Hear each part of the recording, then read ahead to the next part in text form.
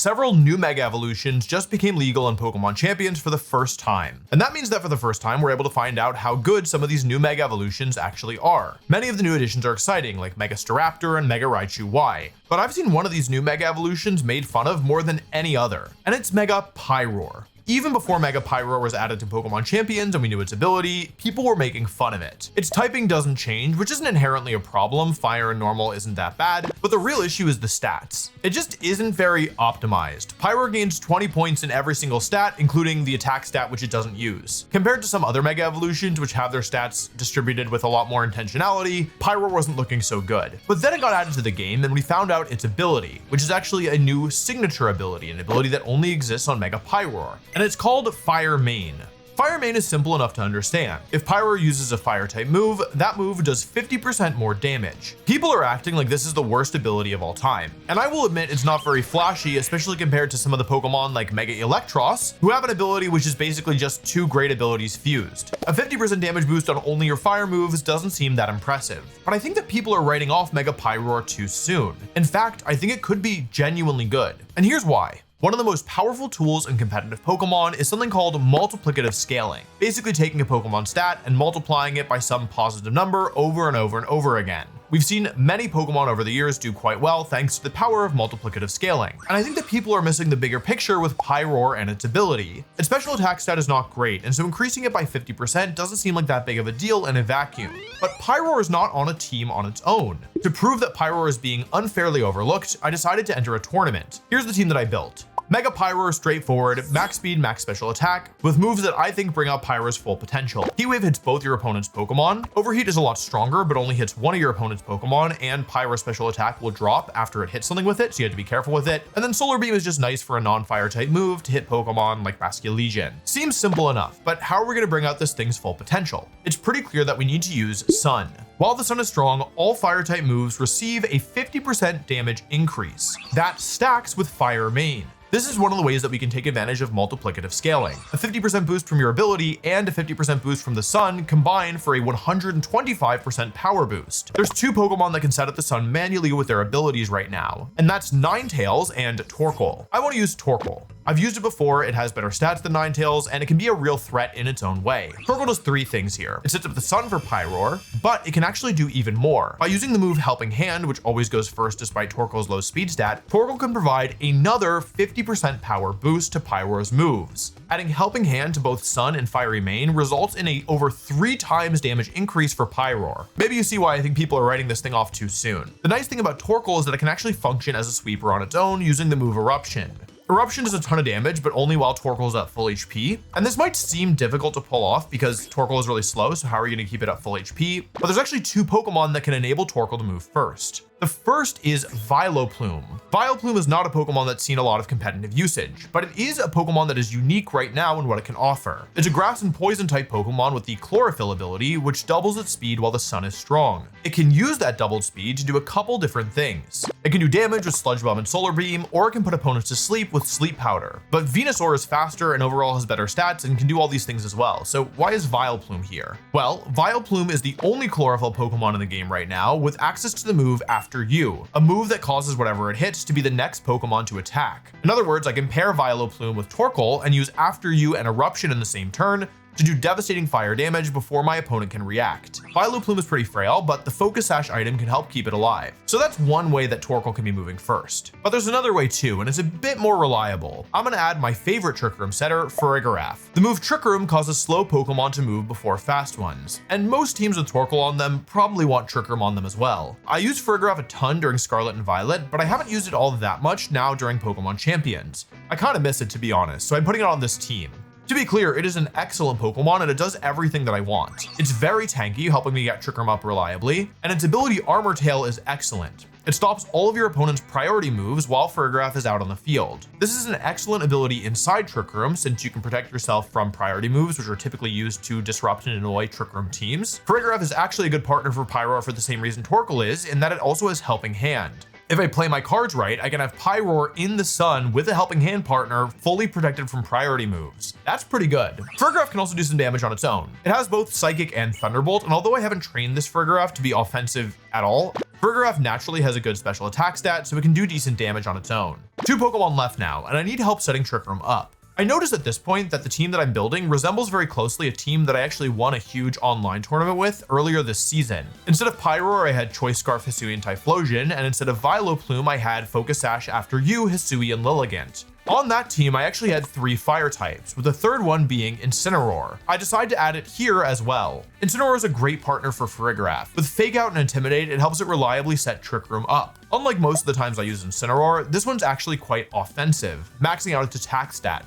And instead of using a move like Parting Shot for some utility, I'm using Close Combat. This allows Incineroar to be an actual offensive threat, especially if the sun is active where it can do even more damage. These 5 Pokemon form the basic core. The 6th Pokemon I realized should probably enable a separate mode. I've decided to add Eternal Floette. Floette is one of the strongest Mega Evolutions in the game, and it dominated during the previous Pokemon Champions format. However, I'm actually not very good at using it. I used it a couple times for content, but it never really clicked for me. But it is undoubtedly one of the strongest Mega Evolutions out there, and I think not being able to use it well is kind of a personal weakness. So I've decided to add it here in part because I really do think it's good and opens up a second mode, and also in part because I really think I should figure out how to use this thing. In the past, when I've used Mega Floette, I've used it as an all-out damage dealer, not focusing on bulk at all. The other main Floette set that people use is a very bulky one using Calm Mind and being paired with both Incineroar and Sinistcha, kind of like a raid boss style Pokemon that aims to set up and then become unbeatable. Neither of these sets really click with me, so this time I'm trying something different. I'm going to use Calm Mind, but I'm not going to build the entire team around keeping Sinistcha alive. Instead, I'll use Moonblast and Draining Kiss as a form of recovery. My general idea with this Floette is that I may be able to use it as a Pokemon that can take out 1 or 2 of my opponent's key threats to allow Torkoal to win later. We'll see if it actually holds up in practice. With that, the team is complete. It's time for me to start the tournament, but before I do, just do me a favor and make sure to check to see if you're subscribed. I'll be entering more tournaments with the new Mega Evolutions, and I have a feeling you're not going to want to miss them. Subscribing is the best way to make sure that YouTube actually shows you these videos. With that being said, it's time to start the tournament and figure out if my hunch about Mega Pyroar is actually correct. Woo! Pyroar's heat waves are pretty hot, and let me tell you, this summer's already been pretty hot and it's not slowing down. My hair looks like this because I just got out of the shower because I dared to go outside. Thankfully, this video's sponsor, Holzkern, has you covered, so you can look cool while keeping cool. Look, I know not every gamer goes outside that much, but I think we all know that we should. When it gets hot, there's nothing better than going to the beach or even just the pool. But you might be thinking, oh man, because I don't go outside, I have no cool accessories to wear. Well, it's Holzkern time, baby. Holzkern are an Austrian brand specializing in watches and jewelry made from natural materials, resulting in a true one-of-a-kind finish on every piece. Some of their pieces are even waterproof, allowing you to wear them no matter what fun activities you have planned this summer. I genuinely love Holzkern's products, and so do my team, and they've made incredible gifts for loved ones of all identities throughout the years too. I wear my Holzkern watch almost every day. It's this one. Can you see this? Ooh. Ooh. I know that I probably should like switch it up every once in a while because like, yeah, I've been wearing this one for I think over a year. This has been my go-to every day, but I just like it so much. If you've seen me compete over the last couple months, odds are I've been wearing this watch. I think I've worn it actually every single tournament. I really like having a Holzkern piece to make my outfit feel a little special, makes it feel a little more fun. Whether you're gonna spend your summer splashing around or gorging on wedding cake, make sure you look cool in the sun with Holzkern. You can get a 15% discount site-wide by clicking the link in the description and using code WolfeyVGC at checkout. I genuinely love Holzkern and I'm so glad to have them as a sponsor for the channel. Thanks again to Holzkern for sponsoring this video. Back to Pokemon versus one very scary lion. Okay, hello folks. This is the team that I'll be using today. Here's the rental code if you are curious. Here are the stats. I will get my hat out of the way. I will say immediately we're kind of in a little bit of trouble because our first opponent has Mega Tyranitar, which is a matchup that I think is probably pretty difficult when I look at the Pokemon that I have on my team. So not only do they have Mega Tyranitar, they also have Mega Venusaur. So I'm not entirely sure if this is a matchup where Pyro is going to shine, but I'll do my best. What are we gonna do here? What are we gonna do here indeed? They only said have fun. They didn't say good luck. That is a huge faux pas. In my world, that's a huge faux pas. Okay, so we gotta win this game now because they didn't wish me luck. So how do we want to do this? We have Pyroar. The problem is that Pyroar is just really, really questionable into Mega Tyranitar. And if I bring all of my fire types, which is kind of my default mode, I'm likely to run into trouble. What if I went for like a Floette Incineroar game plan, game 1, and then in game 2, I hit them with the Pyroar mix-up? How does that sound? still kind of questionable, right? But it is like the Pyroar tournament, right? Maybe I should bring Pyroar. It's gonna be really tricky if I bring triple fire type and I get like, I don't know if I can do triple fire type in one. Oh, the Garchomp is adamant, so it's at worst speed tying my Floette. Okay, we're gonna hit them with the Pyroar mix up game 2, I think. Let's go with Floette mode game 1. I think it's actually like somewhat difficult for them to punish. I think they like kind of need to bring Venusaur. We'll just try and set up for a position where we can win the game with Floette or with Torkoal in game 1. That seems more doable because I have close combat on my Incineroar. They need to bring both Venusaur and Corviknight, I think, or else they're gonna have a lot of trouble with my Floette. But even if they bring both, they still might have trouble is the thing.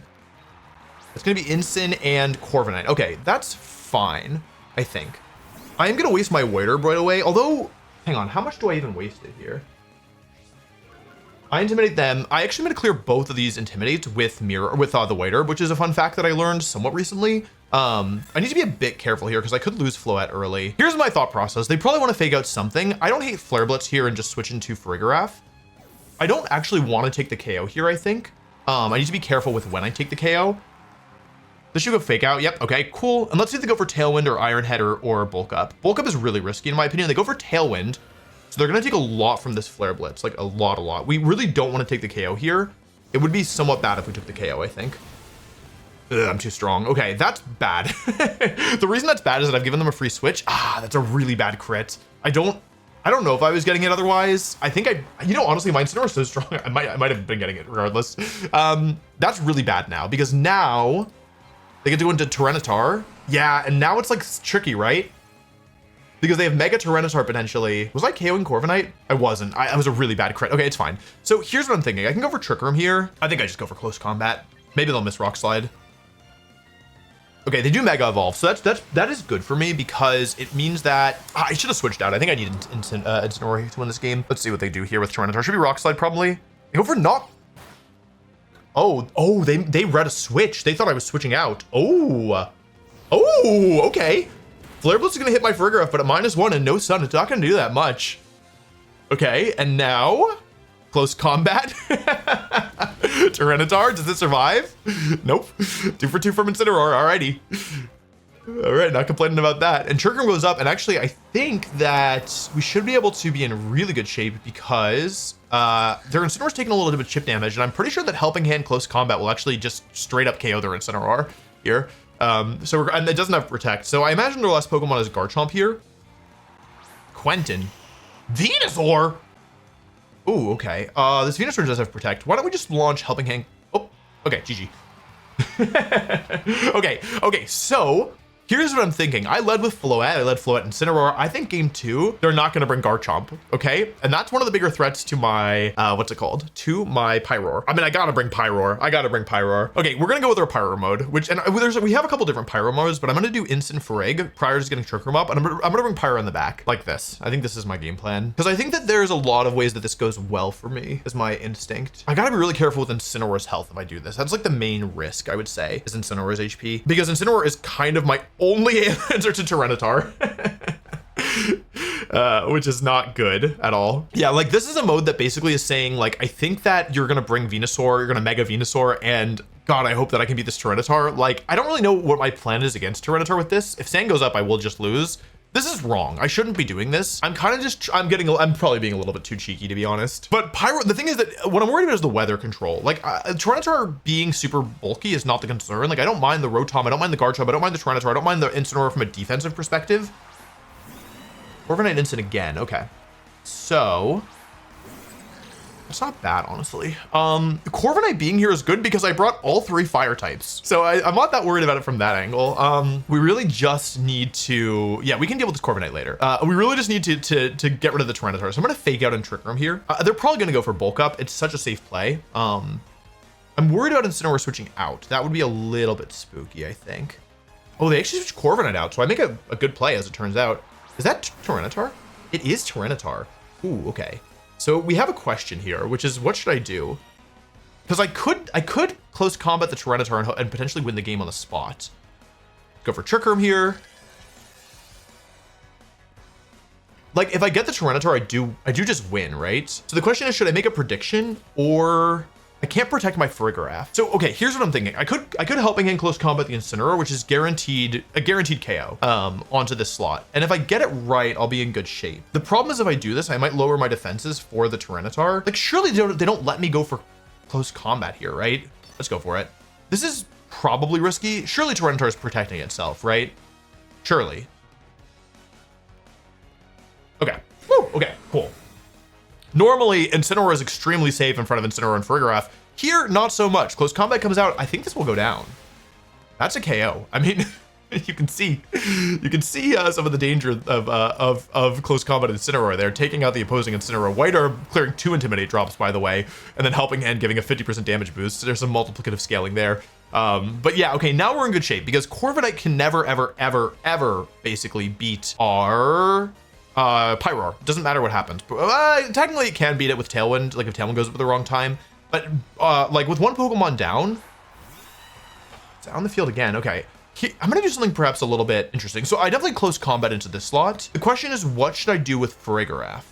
I could Thunderbolt the Corviknight. I could actually make a read here and go for Helping Hand, Flare Blitz, and KO Corviknight as well. I think I'm gonna go for Psychic into the Tyranitar because my thought process is that either Tyranitar will switch out into Venus or a Corviknight, or Venus or a Garchomp, in which case I want the psychic damage. Oh, they just let me do it. Oh, that's not good for them. Oh, that is not good for them. Tyranitar is down.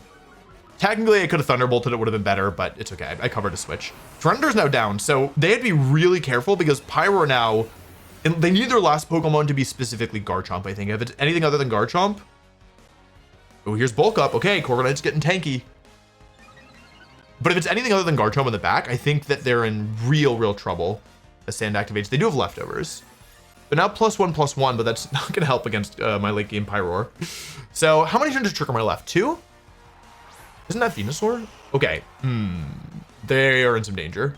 2 turns of Trick Room left or 1? So I could double the Corviknight. I could split my targets as well. The Corviknight does not have Protect. I'm going to Flare Blitz here and Psychic here. Yeah, because if Incineroar goes down, I just go into Torkoal. They do Mega Evolve. The thing is that, like, yes, Venusaur now has the Thick Bed ability, turning off its weakness to fire, but my Incineroar is still very powerful. I wouldn't be shocked if Flare Blitz into half of its health, even with all the bulk that it gains. Okay, here's Psychic. Psychic goes first. 55% to the Venusaur. That is not good for Venusaur. Folks, we might not even get to the point where Pyro has to come out. Flare Blitz hits here. KOs the Venusaur. Okay. Now it's a 3 against 1, 4 against 1 now. Let's see what Corviknight goes for here. It can take a KO potentially. Goes for another Bulk Up. Ugh. Okay. Yeah, I think this is a tall order for Corviknight. I'll go for Flare Blitz and Thunderbolt here, but I think, yeah. I think we're in good shape. Here's Thunderbolt. Should do about... Oh, actually, I was going to say a little bit more. I guess this is especially bulky. Flare Blitz comes out. It's the Corviknight. That is a lot of damage. My God. I almost wonder... No, Helping Hand wouldn't have got it. Oh, I get the burn too. I mean, it's kind of gravy. You know what I mean? It should be Brave Bird. Tailwind. Okay. So they are covering for the possibility of Pyro coming in. But yeah, I think that, like, basically as soon as Tyranitar went down, I think that Pyro was going to win this game. It didn't end up coming down to it because I just won with my leads. But yeah, I think that's part of the danger of this team is that they'll often cover in the early game to deal with the fire types. But if you like are not careful, then in the late game, yeah, you might just end up out of position and kind of run over by Pyro. But we didn't actually end up needing Pyro here. We actually didn't attack with either Mega Evolution. I think we basically won this game with just Incineroar and Farigiraf. So certainly not complaining about that. That's a pretty strong start. It's always a good thing when your non-Mega Pokemon are able to win the game without needing any help. So yeah, good start to the tournament. We'll have to see how round 2 goes. Okay, folks, so we're here with round 2, and we're going up against a rain team, which is very interesting for a number of reasons. There's a couple different things we can do versus this. I wonder if this is a Vileplume matchup. There's so many different things I could do. So normally versus rain, I do bring Floette, but I think it'd be fun to bring Pyro here. I think they'll probably do something like Swampert plus Grimmsnarl lead. We'll see. Okay. So my Vileplume looks kind of good, right?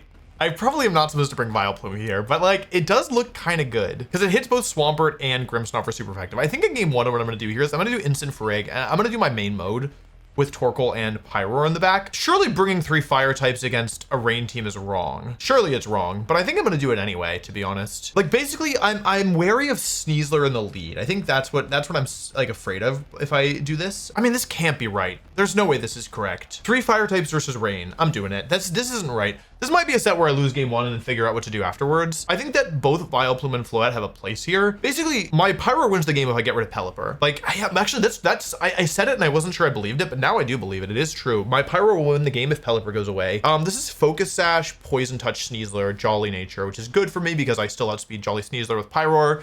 I think worst case scenario here is Grimmsnarl Swampert lead, which is also the lead I expect, which makes me wonder, why did I do this?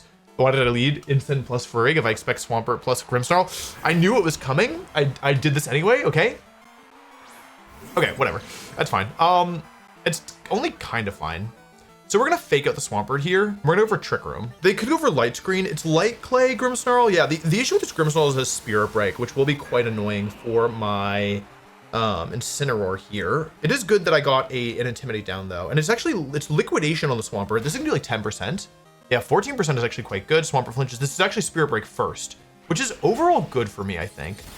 Because even though my special attack drops, this is still like fine because the light screen isn't up. Actually, is that even good? Maybe it's not. Yeah, maybe that's not good. I don't know. We have 2 options basically. We need to take KOs. I'm inclined to just start attacking the Swampert, to be honest. We're just gonna try and chip down the Swampert. They could protect, which would be kind of bad. That's not good. I don't think my game plan is very good based on what I'm seeing right now. Here's Light Screen. Okay. I almost switched to Torkoal there and went for Flare Blitz into Grimmsnarl, but I got scared. It would have been better though. Okay, we just need to chip things down, right? We should actually win the damage race against the Swampert, I think. Although, maybe not. Maybe with both screens up, we won't. Go for Lariat here and Psychic. We know that they don't have Mawile in the back. Oh, they could have Sinistcha. I didn't really think about what... actually, yeah, my plan is not very good because it's not like I can actually effectively chip down the Swampert. My plan is bad. I think I should lose this game. Then again, I could crit them. Critting with either Pokemon is a pretty big deal. Here's Psychic. This should do like 20... I'm the best. I'm the best.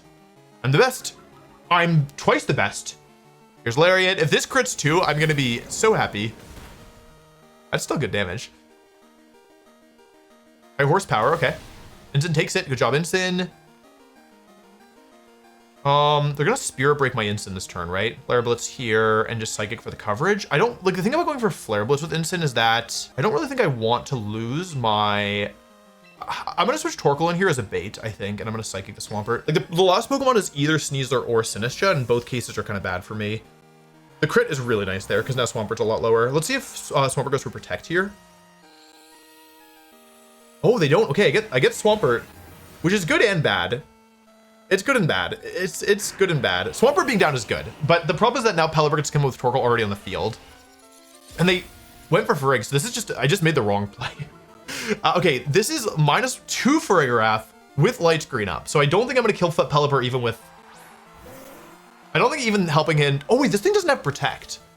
Hang on a second. Okay, Pelipper, Thunderbolt from Farigiraf in Light Screen at -2 does 50%. Okay, and how much is Torkoal Eruption doing? Also like 50%, but only if they're frail. You know what?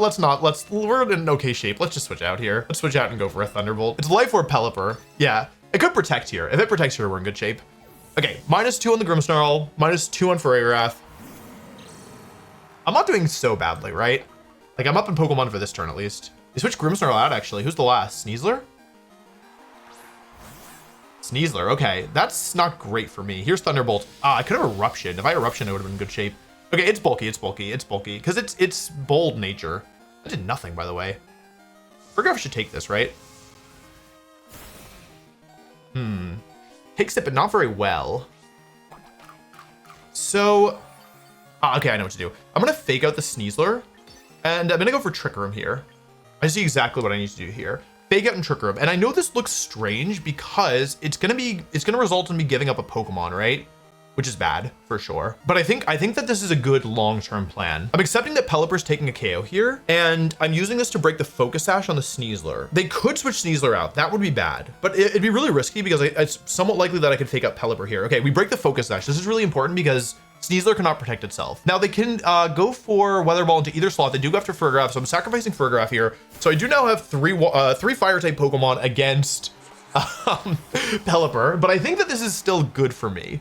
as it drops below half health. So what I need to be aware of is that this Pelipper does in fact have wide guard. It's time for Pyro to come in here. Trick Room is over. I won't get it up again.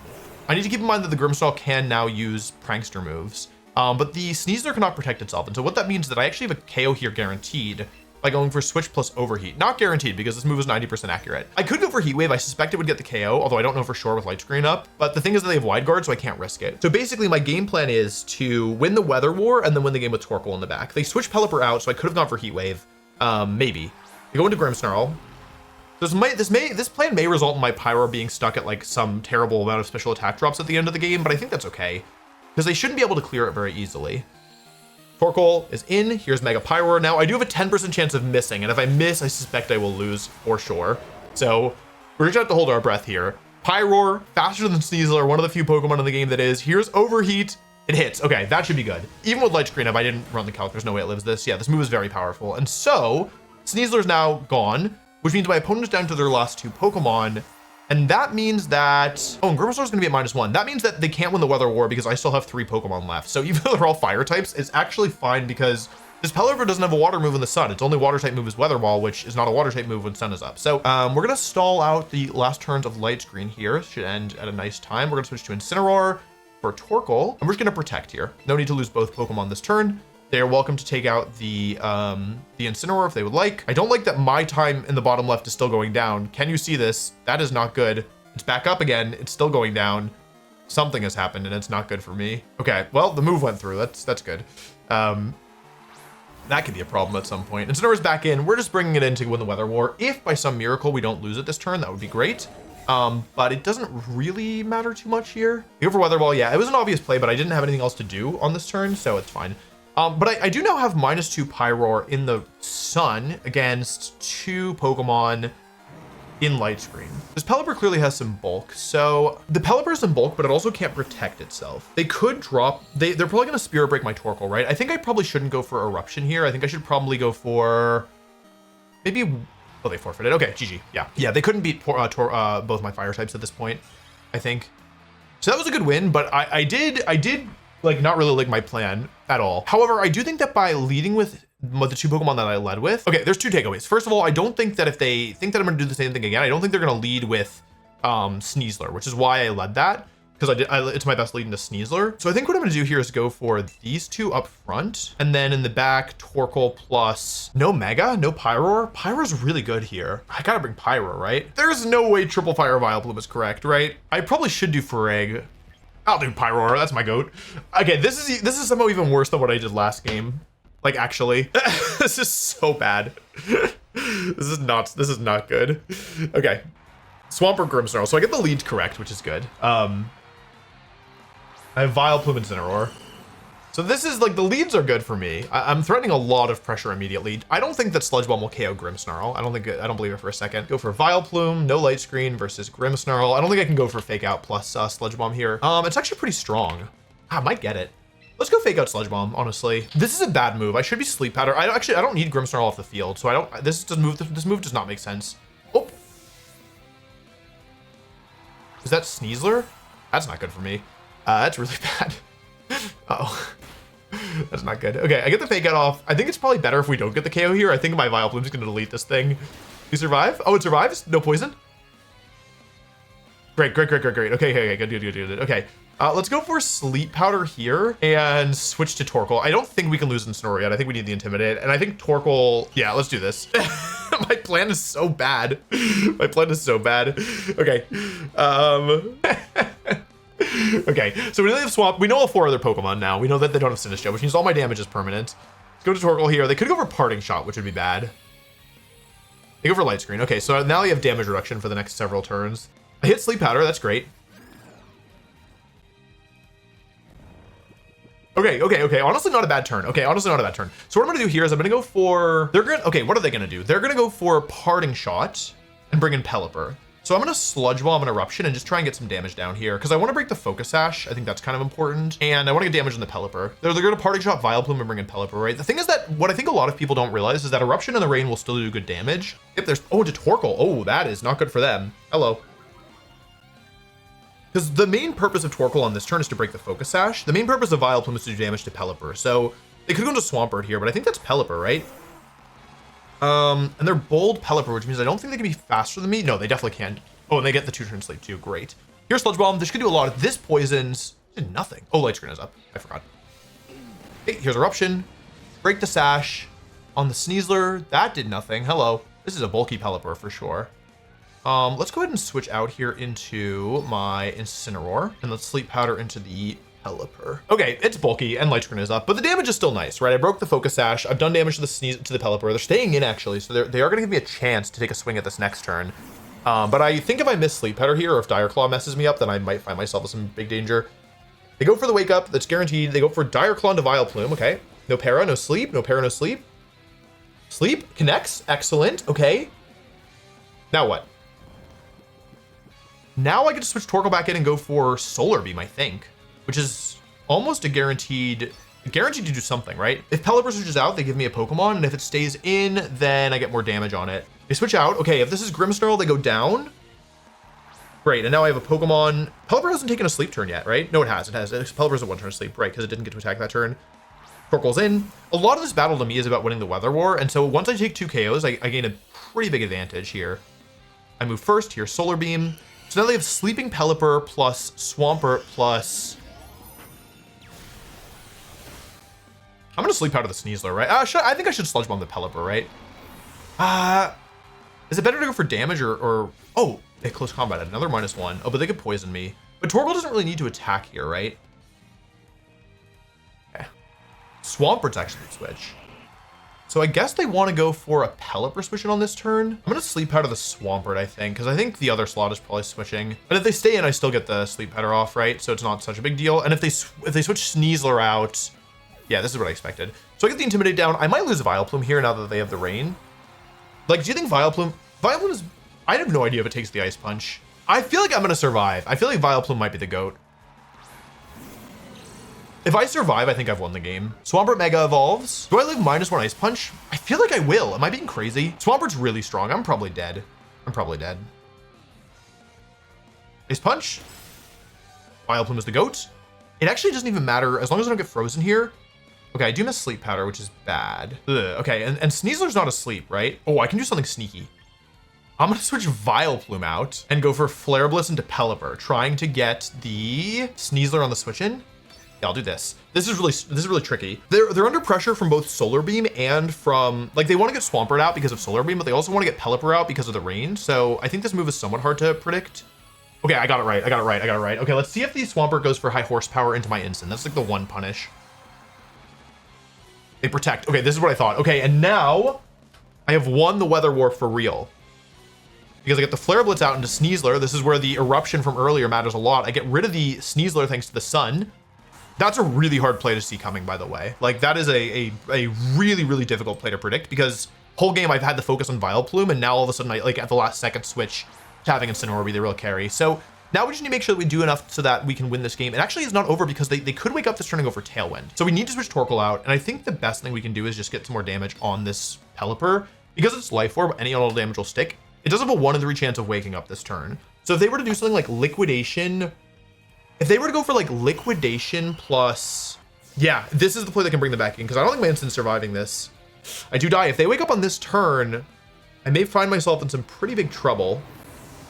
It's a 1 in 3 for them to wake up. This game might not be over. They stay asleep. Okay, so I should probably go into Torkoal here. And the question is, what should I do with my Vileplume? Because they could still go for... Light Screen is still active. Okay, I'm going to go into Torkoal here. I'm going to get control of the weather. And I'm going to go for Helping Hand Solar Beam. Because I think that should be a lot stronger. Sludge Bomb did like a third, like 35%. So even if it was Helping Hand Solar Beam, or Helping Hand Sludge Bomb, it would be kind of close to getting the KO. But they can't protect themselves. They don't have any priority. I'm going to go Helping Hand Solar Beam here into the Pelipper because it can't protect. Because I've won the Weather War. I just need to make sure I keep speed control because Pyroar will clean this up in the end if Vileplume goes down. It is nice they don't have Earthquake. They don't protect, so I could have KO'd the Swampert there, but they made the right call, holding Swampert open in front of this combo. This game is not over yet, though. They go down. Okay, great. Good job, Vileplume. Yeah, Vileplume was honestly really good this game. Let's see what they go for. It is High Horsepower into my Torkoal, but I should survive. Still a lot of damage. And I think now we don't even need Pyroar to win this game. I think Helping Hand Solar Beam in the sun against Mega Swampert with no Light Screen is probably going to be good enough to win this one without needing Pyroar. So yeah, cool team, well played. But yeah, Vileplume very, very, very, very scary here. It is very funny to me. I don't know if it'll ever be not funny to me to win a game against a rain team and bring 3 fire types, but I'm certainly not complaining. And I got a little lucky as well. Okay, folks. So we're here with round number 3, and we're playing against a rather unusual team. This is a team that has Tyranitar Mega and Meganium Mega, as well as Corviknight and Grimmsnarl. Now, I think that this is a matchup where I probably will not want to make Trick Room my primary plan, because not only is there taunt on Grimmsnarl, but there's also taunt on Corviknight. The good news is that this team to me looks pretty weak to Floette. They have Corviknight. That's kind of it, to be honest. And this Garchomp is adamant nature, meaning that there's no Pokemon that's faster than Floette. They might be speed tying me, but there's nothing faster. Would you all let me do something a little bit weird? Could I do Pyroar and Floette in the lead with Incineroar in the back? And do I even need weather control? Not really, right? I might want to block. Wait, no, this only blocks taunt. I don't even care about that. The Corviknight doesn't even have protect, by the way. Yeah, let's try triple fire Floette. Let's try the game plan here is to use non-Mega Pyroar to win the game, and Mega Floette. Although I guess I could flip it. I guess I could use non-Mega Floette. I think I should be Mega Floette. If Sinistcha, who has Cobra Berry with no protect Sinistcha, no protect Grimmsnarl, no protect Corviknight, Stealth Rock Tyranitar. Hello. I expect they're gonna lead Corviknight, right? I feel like that's what you do with this team. It's kind of what I expected to happen, to be honest. Well, yeah, you know what? I'll just Moonblast. I don't need to Calm Mind. Moonblast Heat Wave? Moonblast Overheat? I'll Overheat. They're leftovers. Like, if I get it, that's good. And if I don't get it, I think I might get the Corviknight here. I hope, at least. But that is my mouse. I can't find my mouse. Can you all hear when my desk vibrates from the vibrate function? If I miss Overheat, I'm in trouble, by the way. Here's Mega Floette. We're using non-Mega. Okay, that's really good that they Mega Evolved, by the way. That's really, really good. Okay, in a perfect world, Overheat kills the Corviknight. Okay, that's really good. If I missed, I was in some trouble. But I get the Overheat off. Let's see if this KOs. Okay, non-Mega Pyroar. Still pretty good. By the way, was it correct to use male or female? Like, I wasn't sure. I had both options because I caught both in ZA, so I wasn't sure which one to move over. I went with male, but I don't know if that's correct. Do they don't look different when they Mega, do they? Rock Slide comes out. I don't think Pyro lives this. That's okay. I mean, now there's good news and bad news. It crit me. I don't think that mattered. Pyro does not have naturally very good bulk. It's base 72 defense. There's no way that mattered. Okay, so now the question is, can I win this game? Because I did I took out a Mon and a half, but there are some downsides, right? Go Instant here. They go into Sinistcha. Okay. So I could go Fake Out. This thing has Trick Room, so I had to be a little bit careful. Fake Out Moonblast should just be a KO. Oh wait, but if they go for Trick Room, then they're in pretty big trouble, right? You know what? I'm just gonna switch to Torkoal. Their last Mon's gonna be Garchomp, right? I'm gonna switch to Torkoal and go for Draining Kiss, I think. 'Cause I'm not taking any damage if I do this. This is the wrong play. This is the wrong play. I think well, maybe I didn't overthink it. I think I didn't think enough about this play. It's okay though. I get the weather control. They are intimidated. Torkoal is now out. Yeah, this is why this is the wrong play, because they can Rage Powder. And Draining Kiss is not going to do, like, any damage here. That did good damage, honestly. That's sassy, too. Oh, I healed a lot from that. That's pretty good. They Rock Slide, they hit both. That's fine. I got crit. See, this is why that was the wrong play, if you were curious. Because now I can lose to a critical hit. Okay, now I think I need to KO this thing. I could Helping Hand Moonblast, but the problem is that I think I had a Calm Mind. I think I'm playing with my food too much. I think I found a way to lose a position that was looking really good. But yeah, as long as I don't get crit again on the Rock Slide, I should be okay if I do this, I think. Things are somewhat good, I think, from this. Because as long as I can heal back up, I'll be all right. Get the Tyranitar to -2 potentially. Save Torkoal in case they switch out. They switch out, actually. I didn't really think that was super likely. It is Garchomp. I didn't know that was the last Mon. Now, though, I get another Intimidate down onto Garchomp. I'm in position. I just need to make sure I close this out. Let's see what they do with Sinistcha. Surely they go for Rage Powder. Okay, cool. They Rage Powder. Okay. So now I get to go for Fake Out plus Moonblast. And then I get to go from there, because I got Calm Mind up. Cool. Okay, so this is good. Because their Garchomp can't be faster than me because they are adamant. They could be a speed tie. That's like now what I need to watch out for. Draining Kiss is really tempting here, but I think just go for the kill. I think don't overcomplicate it. Yeah, Moonblast Fake Out seems fine here. They can't protect Sinistcha. They are dead to Moonblast. I can go into Torkoal and then play from there. They're -1 on the Garchomp as well, it's worth noting. But yeah, with Corviknight down, it's really hard for them to stop Floette. I think their best move is to switch Garchomp out, but yeah, it would be really risky. If you switch Garchomp out, you just accept that you're losing a Pokemon. Here's Rage Powder. They're not living +1 Moonblast. Let's pay attention to who moves first here, because if they move first, that confirms that they're max speed. They haven't moved first. It could still be a speed tie. We're going to take the KO here. there's no setup options on this team. So I think my best play is just switch to Torkoal and Protect. If I go down, I go down, but like, it's all good, right? I assume that I KO both these Pokemon at +1 with Draining Kiss. I should maybe run that calc. Okay, so I can KO either Pokemon with a Draining Kiss. Let me go for Protect here. I can switch to Torkoal. This gives me another chance to get Incineroar in and a Fake Out off. This also lets me scout for Protect. Like if they protect one Pokemon, I can just Draining Kiss or Moonblast that slot. Pretty free. And I don't need Torkoal anymore. Like I just wanted to overwrite the Sand. So this is pretty good. Protect from Floette. Let's see if either of these Pokemon protect. It is just gonna be Earthquake, so they're gonna attack themselves here. They're -1 and they are Habenberry. It's good damage, honestly. Now I take less. I get less if I Draining Kiss them. Fun fact.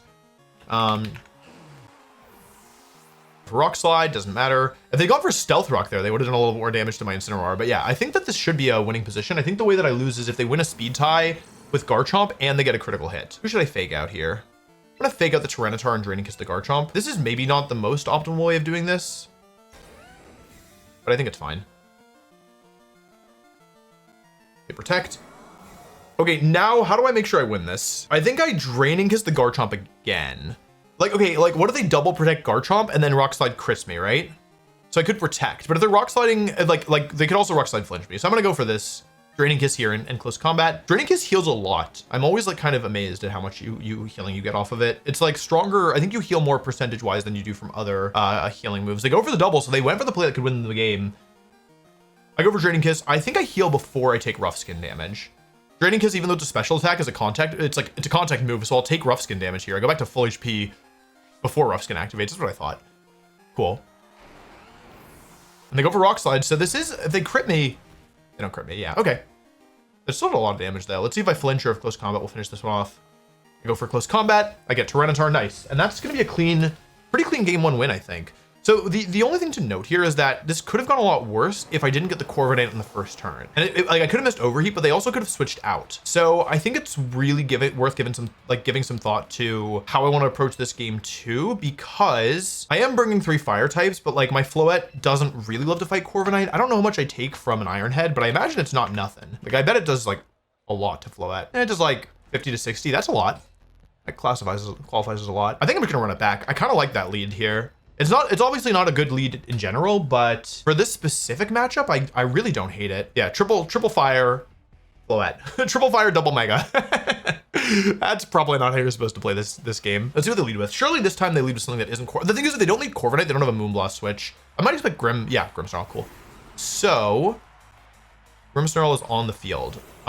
Just not ideal for me. They have Taunt, so that's something I have to keep in mind. I could just Moonblast the Grimmsnarl.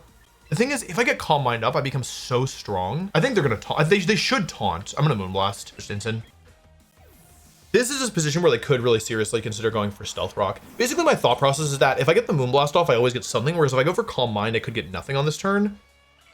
And if they go for Light Screen and I don't KO, which is in theory the worst case scenario, then I can Fake Out Calm Mind the next turn and go from there. I also think that there's incentive for them to go for Taunt because of the fact that then they can Iron Head me without having to worry about Protect. So they are Mega Evolving right away. This is good because I don't want them to overwrite my Sun later. Like now I can switch in Torkoal and I know that the Sand will go away. Whereas if I switch Torkoal in on the turn that they Mega Evolve, I could find myself in some trouble. They go for Light Screen, so I did make the wrong play in the end. It would have been better to go for a Calm Mind here instead.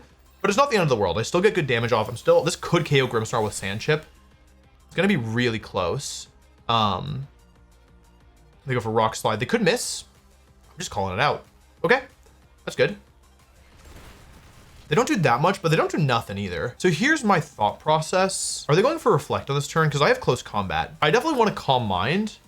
Do I want to Close Combat here? I'll Fake Out the Grimmsnarl. I don't want to let Reflect go up. I mean, actually, Reflect isn't that big a deal, but I don't want to get taunted. I really don't want to get taunted, though. I think that's the real way that I lose this. Because now I am playing with Pyroar in the back, which means that... Oh, they switched out to Tyranitar. This is probably Corv. It's Sinistcha. Oh! Sneaky, sneaky. Okay. So that on paper is... Oh, they doubled. Ooh, okay, hang on a second. We got a ball game. And it's Corv. Okay. All right, we got a game. We got a game for sure. So I get the Calm Mind off, but they have... They have Light Screen up and they have Leftovers, and they might get Speed Control here as well, which would be kind of bad for me. I get Calm Mind. I'm threatening a KO on this turn, which is good. So if I could double the Sinistra, which would take it out, but the thing about doing that is that then they get a free switch in if they go for Tailwind. The Corviknight is Ironhead, Brave Bird, Tailwind, and Taunt. So I think I'm gonna split my targets here. I'll go for Draining Kiss to try and survive in case they Ironhead. They go for Rage Powder, so that was a smart move. They just forced me to take the KO. As I go for Draining Kiss here, it's not gonna do that much. Still good damage. I figure this will heal me out of range of Ironhead, or close to it at least. They do go for Tailwind, so now we have a real game on our hands because now I'm actually in a bit of danger, I think. As I go for Flare Blitz. I think the right play here may be to sacrifice, take a sack here. I could try and sacrifice a Pokemon. Like I could try and sacrifice Pyroar. I don't think I'm allowed to sacrifice Incineroar because I think I need the Intimidate so that my triple fire type does not lose to to Tyranitar. I'm really close to being able to win, but that was a really smart Tailwind and really good positioning overall. I'm gonna protect here, and I'm gonna go into Pyroar here. I'm gonna try and sack off Pyroar. I think this is the correct play. No more berries, doesn't matter right now. Protect. Ironhead into the Protect, that's fine. See, we really want Rock Slide to KO here. It did crit me last time. I figure I should die to this. Pyroar is not very bulky. Okay, that's good. As long as I die. Perfect, great, okay. And now, Pyroar's down, but there's still 2 turns of Tailwind left, and Light Screen is still active. I go into Incineroar again, so it's a 3 versus 3. Oh, I could do something really cheeky.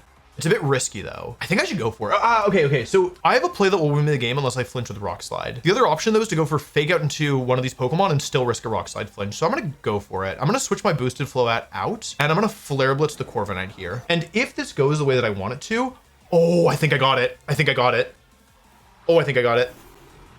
Although I won't have Intimidate now in the end game. So I only partially got it, right? Not entirely. Torkoal's coming in. I'm gonna take an Ironhead here, which is good that I only take Ironhead. But like, yeah, okay, it's Ironhead. They thought that I was going with like for some kind of Floette-centric strategy, but actually I'm trying to get rid of the Corviknight with my fire types now. With the Sun active, Reflect is not up. Corviknight goes down in 1. Oh, have I been overly ambitious here is the question. Because my Incineroar is dead to a Rock Slide, right? Tyranitar comes in, Tailwind is still up. This is not over. This is really not over because how many turns of everything are left? Sand is ending. Tailwind is ending. There's still a couple turns left of Light Screen. I have a Helping Hand available. I think what I'm supposed to do here is Weather Ball here and Close Combat, I think. Because I don't think Eruption's worth it. Yeah, I'm going to do this. I have to hope that they hit both. Okay, that's not good. And they're going to drop my special attack here. Oh, I may have made a mistake, honestly. I don't know if -1 special attack and Light Screen is going to... Yeah, because they can actually part... Oh, they don't have... No, they don't have Parting Shot. Okay, they have Spirit Break, though. Okay, I live this narrowly, but I do live it. -1. Don't flinch. Okay, I don't know if this is enough though. This is not enough, but like, still 3 more turns of Sand. That is not good for me. Okay, Tailwind is over. Like, surely this is a win, right? Surely. Theriora, Grimmsnarl can't protect itself. So I think what I do here is I go Protect on Torkoal and Draining Kiss on the Grimmsnarl, in which case, why did I even Weather Ball it if this was my plan anyway? Okay, that wasn't a good move. I have Helping Hand Moonblast available, Protect and Draining Kiss here. Like, I can't let them drop my special attack. I think that's the biggest takeaway for me. I think my plan is Protect Draining Kiss and then Helping Hand Draining Kiss. They didn't protect Tyranitar. Okay. Yeah, I definitely made a mistake, I think, but it's okay. I might, if I end up just a little bit short, then yeah, I might have kind of hurt myself because I just did damage to Grimmsnarl that I could have like stolen with Draining Kiss, but that's okay. Grimmsnarl's now down, so it is a 2 against 1 technically, but only just barely technically. This Tyranitar is going to be very bulky in the sand with Light Screen still active. The Light Screen is ending. My hope is that Helping Hand, Draining Kiss, and then the Light Screen ends. Miss? Nope, that's okay. Ooh, that's a lot of damage. Oh, that's not good. And they taunted me, so I can't go for a Protect. Okay, I think I'm in trouble. Okay, I'm gonna go Helping Hand here and Draining Kiss. Yeah, the little bit of chip that I lost might end up really hurting me. I mean, how much does Moonblast do to Mega Tyranitar? Moonblast from Floette. Let's see if they Protect here. No Light Screen. Does like 64. It's not a guaranteed KO. Okay, here's Draining Kiss. Okay, the min roll of Moonblast against max HP Tyranitar is 64.7%. First of all, we need to see if we even live the Rock Slide, because if they crit, I'm dead. They hit both. Do they crit? No. Okay, and I'm not in range of another turn of Sand. This is the turn that the Light Screen ends. I'm pretty sure I counted correctly. If it doesn't end this turn, then I think I need a Rock Slide miss. Okay, the light screen ends though. Surely this is in range of Moonblast, right? Mineral 64.7 against max HP Tyranitar. So if they have anything other than max HP 2 special defense, then Moonblast will get it. I don't think they're supposed to protect here because I feel like their sand turns are limited, although maybe they have enough. Anyway, Moonblast comes out, does a KO, Helping Hand, Draining Kiss into Moonblast, does get the KO. So that was actually pretty close in the end. But Floette is able to win the game. But that was pretty, I feel good about that. Like sand is obviously a bit of a tricky matchup for this team, because again, triple fire type. So being able to win it feels good, but I also think that was cool to show off a game plan with both megas and again, bringing all my fire types against a difficult matchup. And I really like the play where I switched out boosted Floette to KO the Corviknight. I thought that was like not super obvious to spot. So yeah, so far so good. 3 rounds in, 4 to go. We'll have to see if we can keep it up.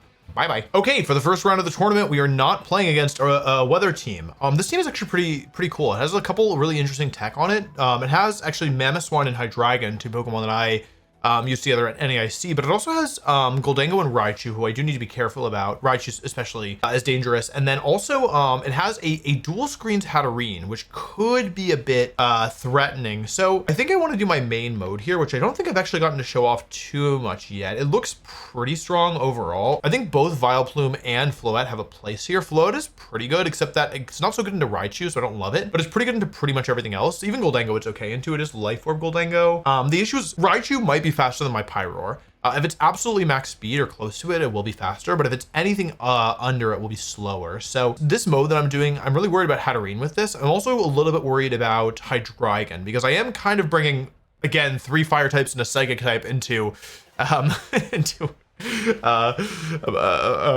dragon type, but I think it'll probably be okay. I gotta watch out for Mamoswine. I gotta watch out for a couple different things, but okay, it's Incineroar and Raichu in the lead. That's fine.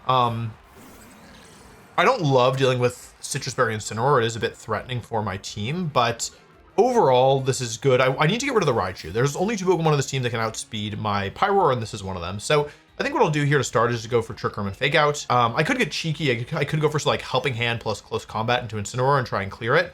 But I think the big thing here is just making sure that I keep my tempo up. Go for Fake Out into Raichu, prevent it from attacking on this turn. Ideally, it protects and opens itself up to a big attack next turn. And Incineroar's most threatening thing it can do here is go for Parting Shot, which is scary, but it can only Parting Shot one of my Pokemon, and they actually are going to switch Raichu out. That's a good play. Yeah, understanding that I can't really afford to go for anything here. Although Hydreigon coming in is not as good as it might look, because one thing about Hydreigon is after it takes this Fake Out chip, it now is in range of close combat. They go for Darkest Lariat. I don't think that's actually the most threatening thing they can do here. They drop Farigiraf down to some HP, some amount of lower HP, and I get Trick Room up. So overall, I actually think this is quite good for me. Because that Hydreigon is in range of close combat. So the question is, what do I want to do here with Farigiraf? I could Helping Hand and try and KO the Incineroar in one shot. I actually think I would get it, to be honest. I should run that calc. Yeah, I will get it with a Helping Hand close combat here. Although it didn't take any damage. You know what? Like, I could Helping Hand close combat the Incineroar, basically, but the thing is that I think that like, if I get it wrong, it's way worse for me. So I'm gonna switch in close combat. Yeah, because if I Helping Hand close combat into the Incineroar and it switches into, like, Goldango, then I do just lose the game on the spot. Whereas with this, at the very least, even if they Parting Shot or whatever, I get the KO, and I don't lose a Pokemon in exchange. So Hydreigon goes down. That's really good. That's one of the bigger threats to Pyroar. A lot of our early game here is just going to be setting up to deal with Pyroar.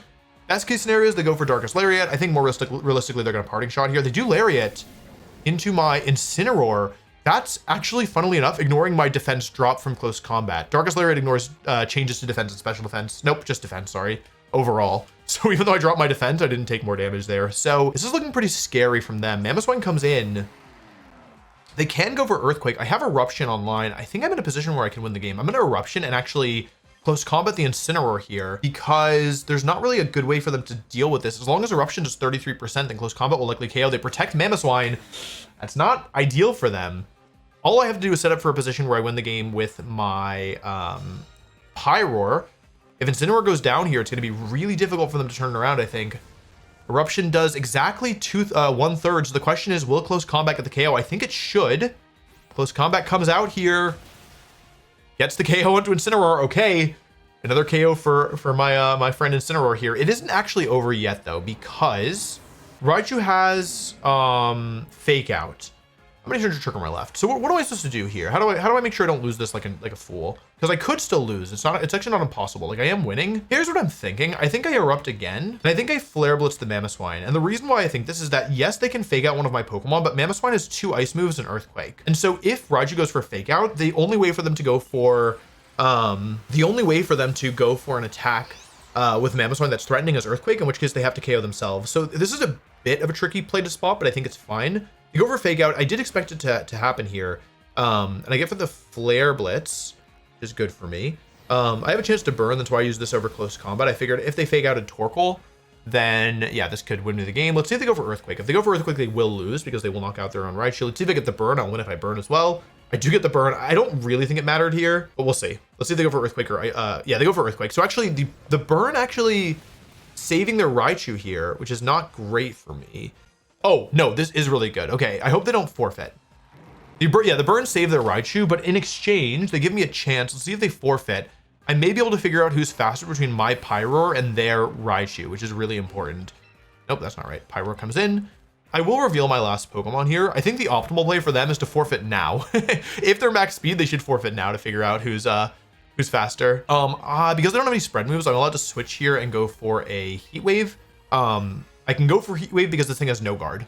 Fun fact. So I can't miss. Otherwise, Solar Beam is better. But yeah, I'll switch Torkoal out. I'll go into Farigiraf here, and we want to know who moves first. Ideally, they knock out my Raichu or my Pyro this turn. But because they have such low HP, it actually, like, yeah, it's fine to potentially lose a Pokemon here because they can only KO 1 Pokemon, so as soon as I attack with both, I'll win. But yeah, okay, they go for Protect. We have no idea who's faster between the two of us now. This is their last chance to forfeit and deny me the information. Let's see here. Trick Room ends. Don't forfeit. Lock in my move quickly. Psychic and Heat Wave. Let's see who moves first here. We really want Pyro to move first. They're max speed. Okay, good to know, good to know, good to know. I would have... Whoa, that did a lot of damage. Hello. Ooh, that did a lot of damage. So I think that, like, they could do something like Raichu plus Hydreigon in the lead with Incineroar in the back, and that would be actually pretty threatening for me. But I don't really have a great way around that. Since they're max speed, they obviously are offensive as well. I wonder if they have any bulk. They might not have any bulk on them, right? So do you think Vileplume? Nah, no way. Oh, also the thing about Vileplume is it's really slow. Like, I'm slower than Scarf Hydreigon. Wait, am I slower? Hang on.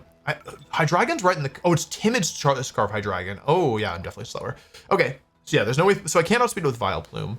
So... what's a girl to do? I could lead with Floette, but I thought Pyro was pretty cool. Okay, what am I worried about? I'm worried about Hatterini. I don't know if I'm supposed to bring Floette here, to be honest. Like, they're gonna lead Raichu plus Hydreigon, and I'm immediately gonna end up kind of on the back foot, right? Because if I fake out Hydreigon, I'll lose my Incineroar, and that's pretty bad. But if I fake out the Raichu, then I risk Dark Pulse flinching me. I assume Incineroar dies to Focus Blast, right? Oh, I live. Oh, I live. Oh, okay, then I'll run it back. I live Timid Focus Blast. It's modest. I have a chance to die too. I mean, I don't know if Pyro is necessarily the best Pokemon here, but I like playing to a Pyro endgame. Like, I think it's a solid win condition. I think it's a good, like, deal with the faster Pokemon, Heat Wave everything to death. I mean, it also gives me another tool against Mamoswine as long as I've broken the Focus Sash. They could also do something like Hydreigon plus Mamoswine lead. I think Hydreigon should be in the lead. Yeah, okay. That's what I think makes sense. So... I don't think that I'll die to an Earthquake, but I don't know if I want to give them an Earthquake either. I think I'll just have to fake out Hydreigon here because even though I will take an Earthquake, which is very bad, I need to get the chip damage on the Hydreigon, and I don't want to risk a Dark Pulse flinch. So I'm going to do this, even though it means that I will take a super effective Earthquake. I don't think Incineroar will go down to this. If I live Focus Blast, I should live Earthquake, right? Like, it is strong, but it's not a boosting item on Mamoswine. It's Focus Sash, Adamant Nature, Oblivious. Well, I survived. Okay, they crit me. That's not ideal, but it's okay. That's all right. It's not ideal, but it's okay. Okay, Trick Room goes up. So that was a good play for them and not a very good play for me. It's not that I made the wrong play. It's just that I was kind of starting the battle on the back foot. I'm going to Psychic the Mamoswine. One of the conditions to me winning this game is to break the Focus Sash on Mamoswine and get rid of the Hydreigon. They switch Mamoswine out. This is probably Incineroar. It is Incineroar. That's okay. It's not ideal, but it's all right. The nice thing is that I have White Herb active now, and so even though I won't have it on close combat's defense drops, I think this means they're giving me Hydreigon. Yeah, okay, they're giving me Hydreigon. This will get the KO then. Here's close combat. Should KO. Nice, very good. Yeah, I've gotten that KO every time I've gone for it, the fake out into close combat, and you need the fake out chip. You don't get it without the fake out, so it actually matters quite a bit. They may have hoped that, like, they may have gotten in their head confused the order of White Herb. Like, maybe they thought the close combat would activate first, like, in their head, and then they could intimidate me, or maybe they just didn't remember the White Herb. But regardless, now I'm in really good shape because Incineroar can't protect itself. So what I'm allowed to do now is, we saw that last game close combat did 66%. That means most likely Helping Hand close combat will KO, because 50% more of 66 is 99 or 100. So as long as I do at least 67% without the Helping Hand close combat will get it. The only danger here is that they switch in Goldango. That's the only Pokemon on their team that actually, or Hatterene. Okay, but they don't switch. So let's see what they do here if Mamoswine protects or it attacks. Their best play here to capitalize on this is to actually go for Earthquake. And they don't go for Protect, so I could have KO'd the Mamoswine here with a double up. We are going to get Incineroar, so this is good, but it's actually like a little bit, if they Earthquake here, it's actually like kind of going to be close, I think. Physical Crash. Okay, that's probably the end of my Incineroar. That's definitely the end of my Incineroar. Okay, I lose Incineroar. I get to go into Torkoal now. It depends on what the last Pokemon is. I assume it's going to be Raichu again. There's 2 turns of Trick Room left. They're going to need a double protect to win this, I think. Realistically. They're going to need a double protect, perhaps potentially on both. I also have a choice to make because this Raichu... Ooh. You think it dies to Eruption? Oh, it does. Okay, cool. I need to double the Mamoswine here, but the Focus Sash is still intact. So the good news is that Eruption will KO both these Pokemon. But the bad news is that they both have Protect. So they have a 1 in 3 chance on both Pokemon to get the double Protect, and that's what they need to win. If they get just the Mamoswine, they'll lose. If they get just the Raichu, they'll lose as well. They need a double Protect on both Pokemon. They go for Protect on Raichu, but not on Mamoswine, perhaps hoping that I'll make the wrong move here. But it's not. I'm not going to make the wrong move. I'm going to Eruption, bring the Mamoswine down to its Focus Sash, and then Psychic to finish it off. So it was, the odds were in my favor. It was like a 1 in... Was it a 1 in 9 chance? Because they need, yeah, 1 in 9, because they needed 2 1 in 3 chances, exactly, and nothing else. Mamoswine goes into Focus Sash, but now Farigiraf can finish it off unless something has gone very strange. Psychic comes out. That's the end of Mamoswine. And the thing is, they might be able to solve the Trick Room, but I can actually preemptively put myself in a position where it doesn't matter, because the way that I lose this is like Psychic doesn't 2-shot. Like let's say I go for, like, they get the double protect, I just attack again, right? And then like Zap Cannon KOs my Torkoal and Psychic doesn't like get the KO in return. I guess I could Trick Room, but anyway, this is fine too. Just switching in Pyroar basically allows me to clean up the very end of the game because I can't miss. So what this allows me to do is put myself in a position where I can go for Overheat. I think Heat Wave does it as well. But even if they were to get the double protect here, install at the Trick Room, and even though they're faster, because I have 2 Pokemon on the field that both threaten KOs on Raichu, yeah, there's just no way for them to win. So Raichu's Mega Evolving. I think that means it won't protect. It does go for it. It does get it. But because we switched Pyroar in, we're actually just completely pinning them. And I think one thing that I need to, I'm saying it out loud, so I hopefully remember, is the fact that Raichu has no guard, which means that I can actually attack it with moves like Overheat without having to worry about, missing. Whereas sometimes, like, maybe otherwise I would go for Solar Beam here if I thought, like, yeah, maybe there's a guaranteed win by using Solar Beam, but because Raichu Y has no guard, you can actually, punish it pretty effectively by using less than 100% accurate moves without fear. You may have to, like, keep in mind that they can always switch out, but in this case, they can't switch out. So they're going to go for Focus Blast. That will be the end of my Pyroar, but Pyroar keeps the Raichu from attacking my Torkoal, which allows Torkoal to go for Eruption and clean up the game. So Pyroar ended up not really being needed in the set. Funnily enough, we kind of just won with the other Pokemon that we had, but I'm still glad that we had it at the end. It was still a good Pokemon to bring to close out this end game. So Raichu's going to go down, and with that, we're now 4 wins and no losses, and I actually don't know if we've dropped a game yet. Maybe not. But yeah, cool team. GG's. Always love seeing Mamoswine. And yeah, so far we're halfway through the Swiss portion now, over halfway. So there's 3 more matches of Swiss before top cut.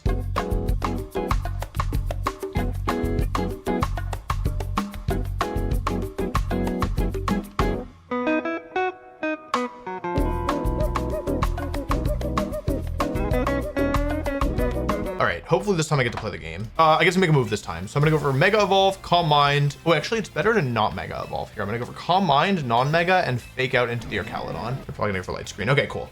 Well. Okay, I get the special defense boost, but they go for a Spirit Break. Very nice play. Very, very nice play. Okay, not ideal for me. I'll say it, that's not ideal. Taking a good bit of damage, and I don't even get a boost here. Get Leftovers up. Yeah, really nice play from them. I could have gone for Moonblast there, but I figured they'd go for Light Screen. So I'm gonna go for Mega Evolution here and Calm Mind again. And I'm gonna actually, maybe, I'm gonna put just Stronger here. They're only +1, but do I wanna give up my defense boost already? That's fine, I'll just Calm Mind in close combat. Mega Evolve, Calm Mind in close combat. I think that this turn they really should think about going for they should really think about going for light screen on this turn. I think if they just go for Spirit Break again, then they're just a big baller. Okay, there's light screen. Yeah, you can go for it once, but going for it twice if I Moonblast is a really bad position for them. So I'm now +2 special defense, which is quite good. The bad news, of course, is that I will take damage on this turn. Flash Cannon, if I get crit, I probably lose in the spot. But I don't get crit. I actually don't even take that much thanks to my 2 boosts for close combat now. So I think what I want to do here, that's great damage. 40%. Yeah, that is excellent. So I think what I want to do then is I can kill this Archaludon. I don't think I'll be able to kill this Grimmsnarl with Draining Kiss, but I want its health. So I'm going to Draining Kiss here. My basic thought process is that if I bring in Farigiraf on this turn, like basically in the worst case scenario, they double me with like Spirit Break and Flash Cannon. In a best case scenario, they Parting Shot. Oh, they just grit their teeth and go for it. Wow. Okay, I mean, they're playing excellently. I could have Moonblasted and taken the kill. I could have also protected. But this gets me back to nearly full HP, so I feel like this is still good for me. They Flash Cannon. If I need to not get crit on this one. I don't get crit. That's good. I go for another Spirit Break. Yeah, well played. Really well played. Okay. Yeah, so I actually don't really gain much ground here, and they get another special attack drop. So I'm back to neutral. So actually, overall, they've managed this very well. I'm going to Draining Kiss the Grimmsnarl again, and this time I'm going to Psychic into something. What else is on this team? I don't think they have Metagross. That's my thought, at least. I'm going to Psychic the Grimmsnarl in case something like Swampert comes in. I don't really care about giving Archaludon defense boost. At this point, it's better for me to go for something like, it's Pelipper, actually. Ooh, okay. I kind of Thunderbolted. A bit risky from them. This Pelipper also does not have Protect, it's worth noting. So I'm going to Draining Kiss here. I get a critical hit, and I've won the Weather War just like that. That's all it takes, folks. One cheeky crit.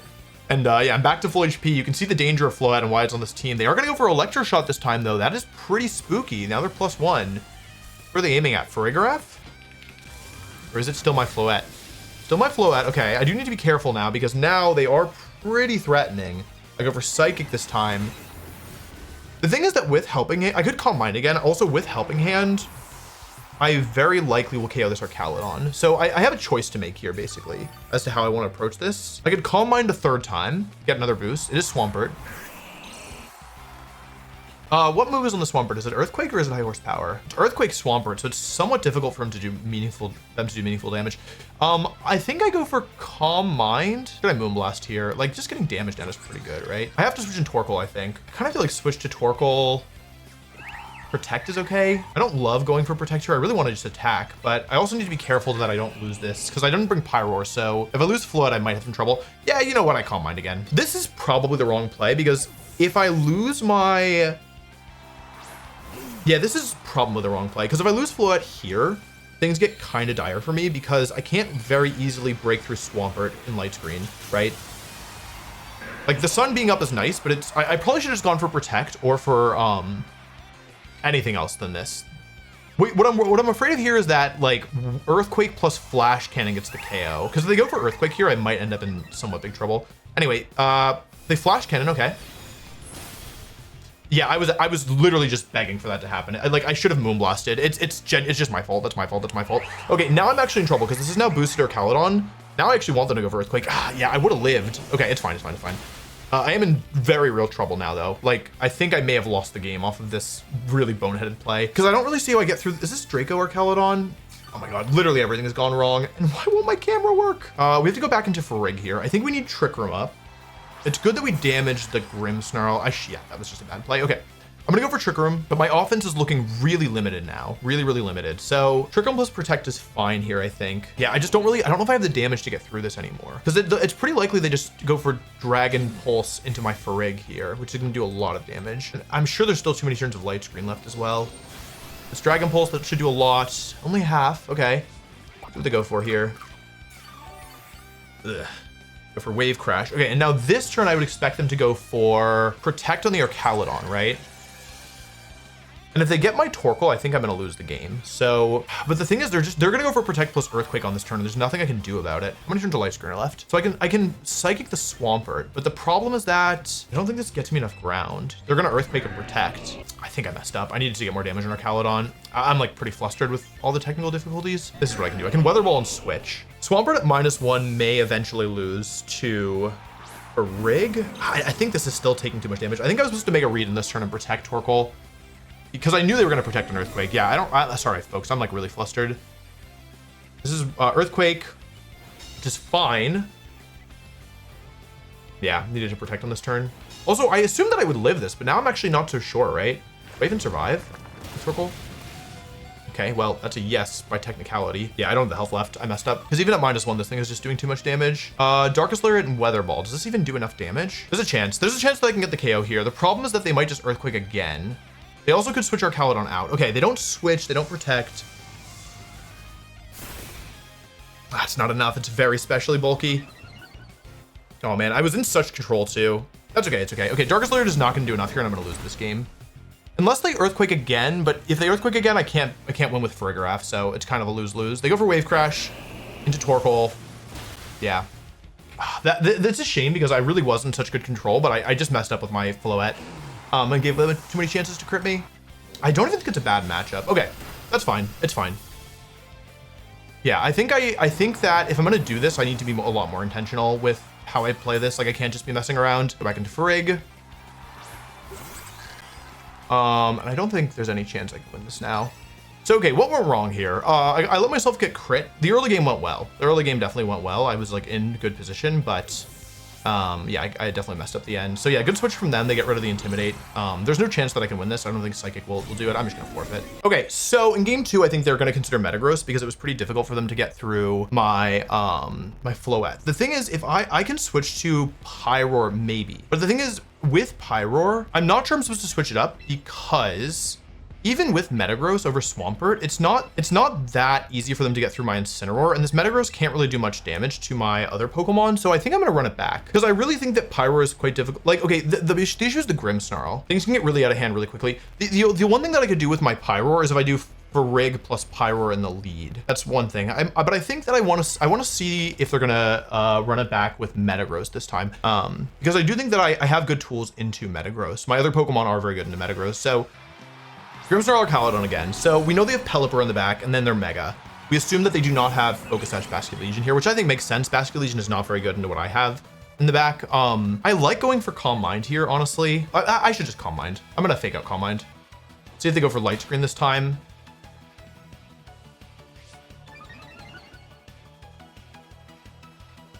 They go for Parting Shot, actually. So basically, this is the same except slightly better. They get Grimmsnarl off the field, which is good and bad for them. It's good for them in the sense that, like, Swampert gets to come in now, who's pretty scary.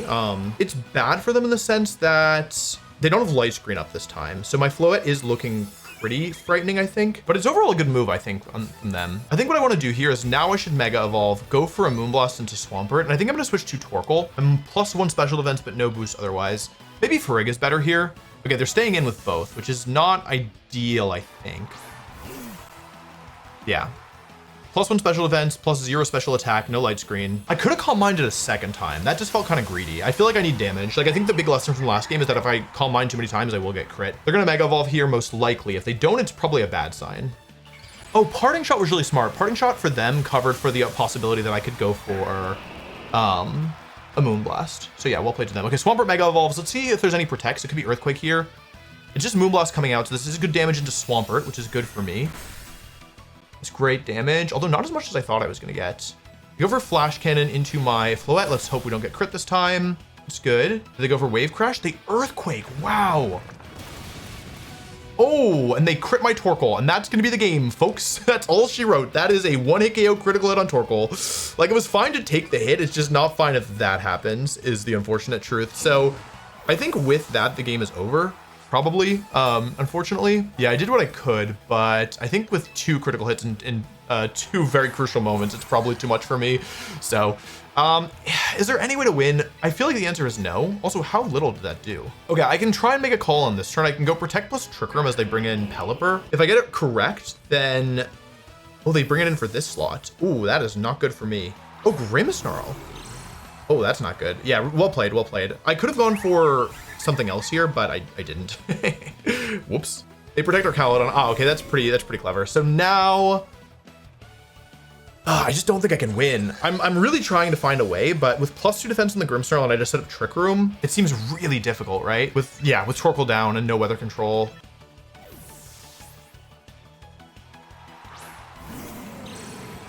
Yeah, they can go for Light Screen. They can just go for Spirit Break. They just Spirit Break. That's probably for the best for me. 68 down to 50. I am doing damage. I have access to Helping Hand, Darkest Lariat, which could maybe get a surprise KO. Spirit Break into my instant. That's good. It's not great, but whatever. Oh, that sucks. That's okay. I mean, I think I was losing anyway. Okay. So there is a small, okay, I think there's a tiny chance that I could win. If I can get a KO on Grimmsnarl on this turn, then I think there's a very small chance. If I can go for like Helping Hand Flare Blitz, get the KO on Grimmsnarl, it's the only way I can see to turn this around. Because if Grimmsnarl goes down on this turn, they didn't switch in Pelipper, and they can't go for Parting Shot without weakening their own Archaludon, so that's all good. They go for Reflect. That's bad. Do you think Helping Hand Flare Blitz in the Sun KOs? Probably not, right? Well, maybe. It is a very strong attack. Might get it. Okay, I get a KO, but I needed them to protect Archaludon, which they didn't do. They don't have Light Screen up, so it's worth noting that Archaludon is in range of... Oh, they're going to... Okay. This, if I was going to win, this is how it has to happen. But I think that in the end, what they can do is just preserve Swampert, right? And then I'll always lose. How many turns of Trick Room are left? 2 or 3? Probably 2, right? Because I had to switch an instant and then I had to attack. So I think there's 2 turns of Trick Room left. Pelipper comes out. I have Thunderbolt pressure on this thing. Okay, the win condition here is that I see a way to win, which is to call out that Pelipper is switching to Swampert on this exact turn. There's a very narrow way that I can win this. If Pelipper goes to Swampert on this turn, now they don't have to do this is the thing. They can, like, I think they're probably just gonna understand that they can just sack Pelipper off and I'll lose. But I think that if they switch Pelipper out, which I don't think they should do, oh. Okay, this is half of the battle. Hang on. Burgraph? No, okay, that's fine. It's a speed tie, so I wanted the order to be reversed. Darkest Lariat. Psychic, okay. If Farigiraf survives this turn, it will go for Thunderbolt. They're gonna go for Electroshot. Hang on. There's a small chance. If Farigiraf survives the attack, which I think it might, Dragon Pulse wasn't doing that much, and Electroshot's only a little bit stronger, even at +1. Into instant, oh, no. No! Oh, I was so close. What? I died to that? I can't believe it. It depends on how much investment they have, but it was probably a roll in their favor. Ugh, that sucks. Okay, and now, is there any way to win? No, because the Pelipper has Tailwind is the problem. Like if my Farigiraf survived, I would have been able to go for Thunderbolt and then KO'd the Pelipper and then Float would have won. So it's actually kind of close. Close Combat Critical Hit can do it. Close Combat Critical Hits and Moonblast. Like Close Combat Crit will KO. I've been crit twice. Can I get 1 crit here? For the fans. Okay, instant crit. Not even close. I'm actually not even sure crit would have gotten it, to be honest. But that's okay. It was a good effort. It was a good effort. Oh, I was like, wait, they threw, but they didn't throw. They can just attack. But I was thinking they could Tailwind, but they didn't even need to Tailwind. Yeah, so well played. They played super well. But yeah, I think that I made mistakes both games. Go for Dragon Pulse. Yeah, GG's. I think I made mistakes both games. And also, I think getting crit on both games was not good. So I think I could have played better around the crits, to be honest, but my opponent also played well. So GG's to them. We're still in the tournament for sure, but yeah, I think I got to clean up my play going into the next round because, yep, that wasn't my best play. So hopefully I'll fix my camera. I'm going to get that figured out right now, hopefully. And we'll go from there. So, okay, that's it. Bye-bye. Okay, folks, we are here with round number 6, and it's once again against Rain. I didn't realize this was like going to be a super popular team this tournament, or maybe I'm just, happen to be playing every single Rain opponent. Also, I fixed my camera, behold. The thing is that this is a little bit different in that this team has Metagross as well, but they have Sneasler, whereas the last team had something else, I forget. So in game 1, typically they do like Grimmsnarl, Archaludon, Pelipper plus Swampert. Although like the fact that they have Sneasler here, and this Metagross also importantly has Stomping Tantrum, making it a lot of a better bring into my team. I'm not sure if I can afford to do my Incineroar plus Farigiraf or Incineroar plus Floette game plan. One thing that I noticed about this team is that there are only 2 fire resistances, and they are the 2 rain Pokemon. So I'm kind of wondering if there's a world where I think Overheat kills Archaludon. Why don't we try something a little bit different? Why don't we try triple fire, but Pyroar Farigiraf up front? And the general idea here is that we can just start mashing damage if they lead with Archaludon. And if they lead with Swampy, then we're threatening a Solar Beam. So I don't think it's necessarily like a perfect game plan, but I don't think it's terrible either. This is foul play on the Grimmsnarl, so I think that if I'm able to win this game 1, I would think about doing Floette game 2. Seems reasonable. It's coaching on the Sneasler. Swampert Grimmsnarl is the lead, so kind of immediately I have a choice to make, right? in that I could try and get this Grimmsnarl in one. It's totally feasible. Let's Helping Hand Heat Wave. I think they're probably not gonna raw switch in Pelipper here. That's my hope. Because if I switch in the, okay, yeah, they didn't go for it. They could still Earthquake here. My thought is that they'll probably go for something like Light Screen plus Protect. Because otherwise I could just go for Solar Beam.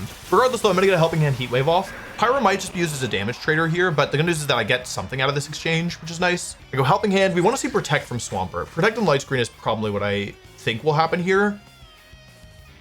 They go for Parting Shot. Okay, so they tried to bring in Pelipper actually. I go for Heat Wave. I hit both. There's no Light Screen. I almost get the Grimmsnarl just with Heat Wave. That's interesting. I crit the Grimmsnarl. That's why. Is it Wave Crash? It is Wave Crash. I actually think this is okay. Like I lose, it is true that I lose Pyroar, which is bad. I like Pyroar. I don't want him to be gone. Bye-bye. But the nice thing about this is that with Pyroar gone, they're gonna take a lot of recoil damage here. And now I'm able to go into Incineroar.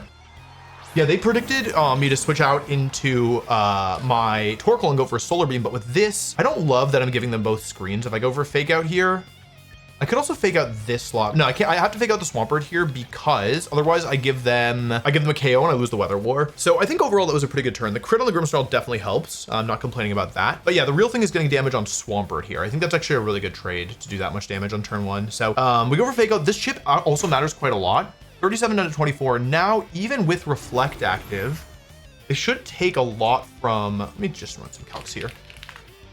With Incineroar, do I think I get the KO with Darkest Lariat and Reflect? I will. Great. Wait, that's not Mega Swampert. Hold, please. 25% minimum if they're no bulk. How about Frigg? Is Light Screen active? It's weaker. I'll go for Lariat. Lariat here, Thunderbolt here. They have to be really careful about giving me KOs. If they give me too many KOs, then I'll win the game with Torkoal. And does the Pelipper, I didn't even look at the details. Does the Pelipper have Protect? No, it doesn't have Protect. It's Bold Pelipper with no Protect. So if I take these two KOs, they might have, oh, okay. Sneasler? Or Caledon. Meh. Madge. Okay, our Caledon's now in. It's now boosted defense. Light Screen is now active as well. This is not great for me, is the short version of this. But I think it's okay. I get a little bit of chip damage with Lariat. They get both screens up, which is bad for sure. But it's 3-3.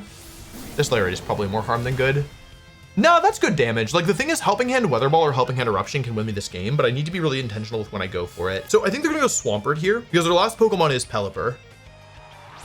And I think what I'm gonna do here, I have two choices, but I think what I'm gonna do here is I'm gonna Lariat the Swampert and I'm actually gonna Thunderbolt the Swampert as well. Because on this turn or the next turn, they have to switch or they have to give me the KO. And I think they want Swampert so that I wouldn't Thunderbolt them. And if that's the case, then they should switch Swampert out this turn to get the Electro Shot boost. Because I think they understand probably that they need to get boosts on their Arcaladon or they won't be able to do damage fast enough. The best move for them, given what I'm doing, is Protect. It's relatively safe, but they might want to start going for Electro Shot. They protect Arcaladon. Oh, wait a second. Are they predicting both?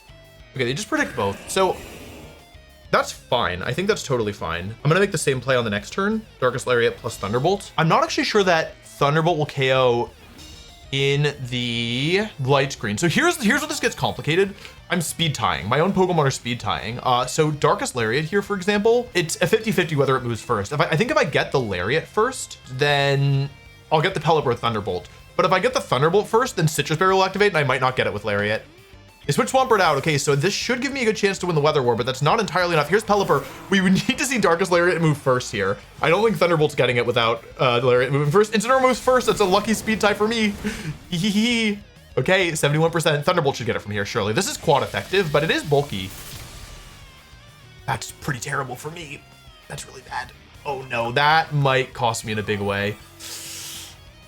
Electro Shots. I guess into Incineroar is better for me. The problem is that in the end of the game, okay, I really hope they hit Incineroar here. That's Frigg. Oh man, I can't believe they live. They're so bulky. A lot, over half my health. Okay.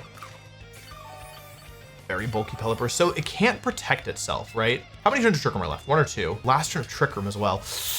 Ooh, this is pretty bad. This is pretty bad. I think I need to switch into Torkoal with one of these Mons. Let's go into Torkoal here and let's go for Psychic, I guess. But I think this is probably the wrong move, right? Your Caledon might cause me problems in the end.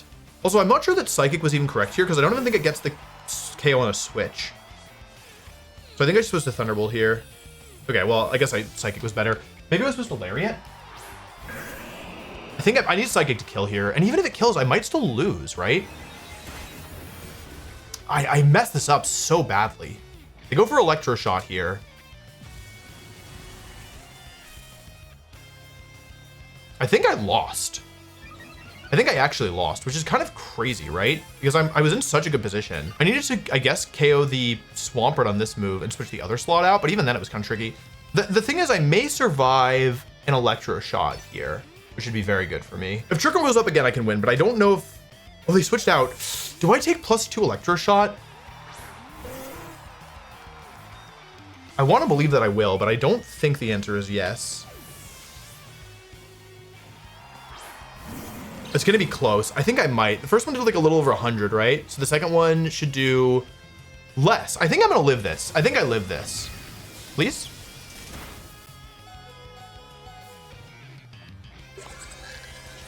Hello.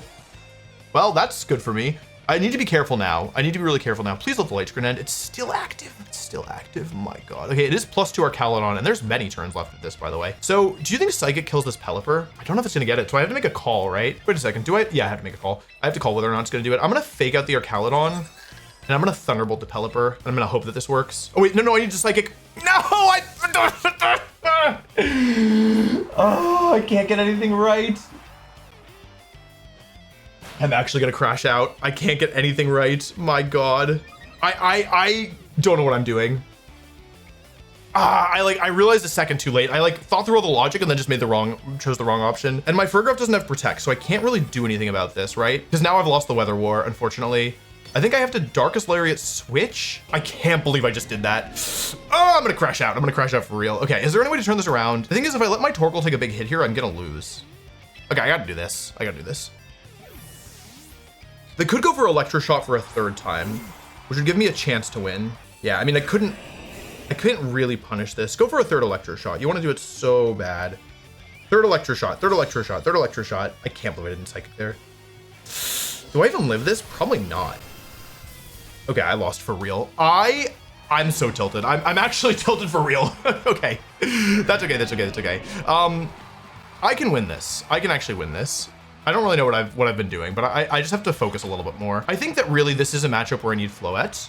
What we're gonna do here is we now know some valuable information. We know the Pelipper is very bulky. We're gonna do 1, 2, 3, 4 in this game too. And we're gonna, I think the big lesson that I've learned out of all these games is I have to get through the Arcalodon.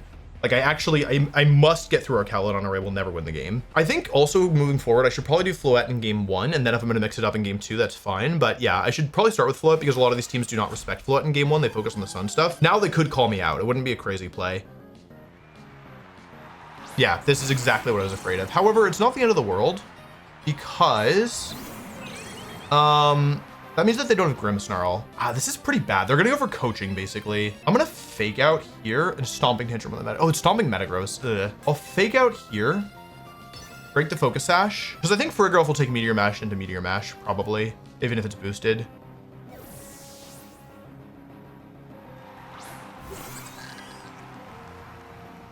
Yeah, they called out the leads, basically. If I go on with Pyroar plus Farigiraf again, my spot would be great. But yeah, they got me on leads both games. I'm gonna fake out the Sneasler to prevent them from going for a Coaching.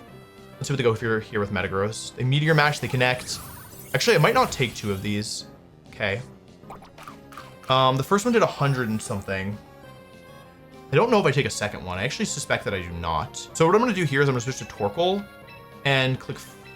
The thing is, like, I'm gonna Helping Hand Darkest Lariat. I think this will get the KO. Then I can play from there. They could double Farig, which would be really bad. Or they could double Instant here, sorry for the kill. I've made every single move incorrectly. I haven't made a single move correctly this entire game. Sorry, I'm so sorry. I really boofed it. I can't believe it. Okay, yeah, I lost. Sorry. I messed up. Yeah, I really messed up. And honestly, they played really well, but yeah, I feel like I'm a little frustrated. So I gotta pull my act together because I really don't think this is a bad matchup. I think I've just managed to make every single move incorrectly for like 100 moves in a row. There is still a small chance I can win this, by the way, which is that if they go for like Coaching Meteor Mash, it could miss. Yeah, that was a clever move from them. Because I actually didn't really have a good punish. I should have just Trick Roomed and attacked so that I at least could have gotten Torkoal in.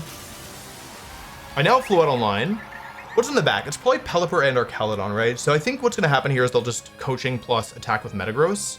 And that'll probably just be the end of my game. But if they miss, then there is a chance. They could also go for close combat, but I think coaching is probably better. Coaching, okay. I just don't have a punish for this. Like I could have Moonblasted, but I figured hit. Okay, do I live? Yeah. Well, I mean, really well played to them. They played perfectly. I played pretty poorly, to be honest. Is there any way I can win this? Probably not, right? Stomping Tantrum will come out. Maybe if I like Eruption and Moonblast and they like miss a like, well, maybe they switch to Pelipper and miss a Meteor Mash, then I could be back.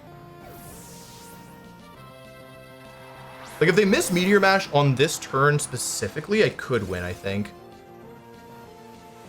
Psychic Fangs. Do I live this? Surely I live. What? All right. Well, yeah, well played. Yeah. I think that like I certainly had the tools to win, but I did not use them well.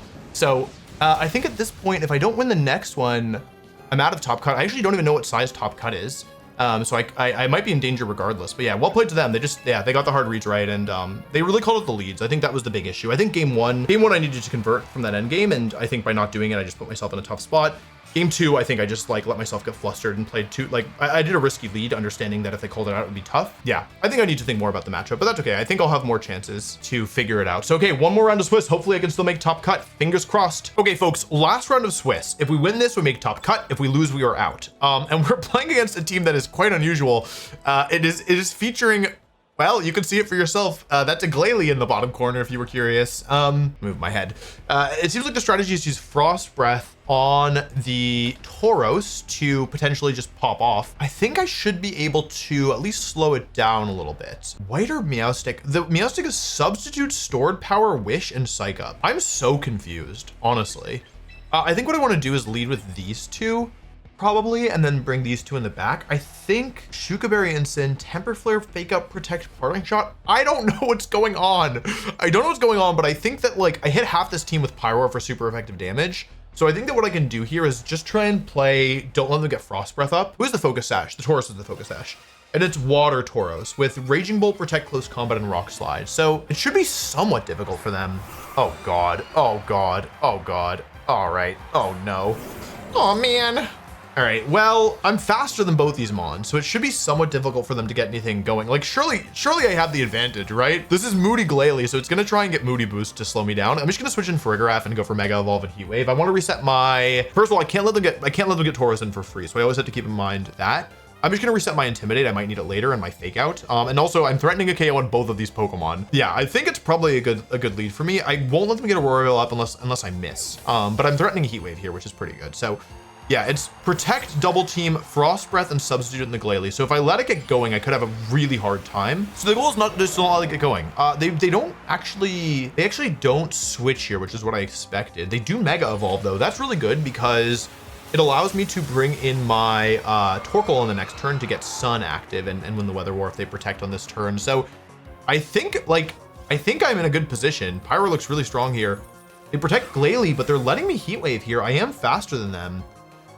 If I hit this Heat Wave, they're going to be in really big trouble unless they get a very good Moody boost. Let's see. Here's Heat Wave.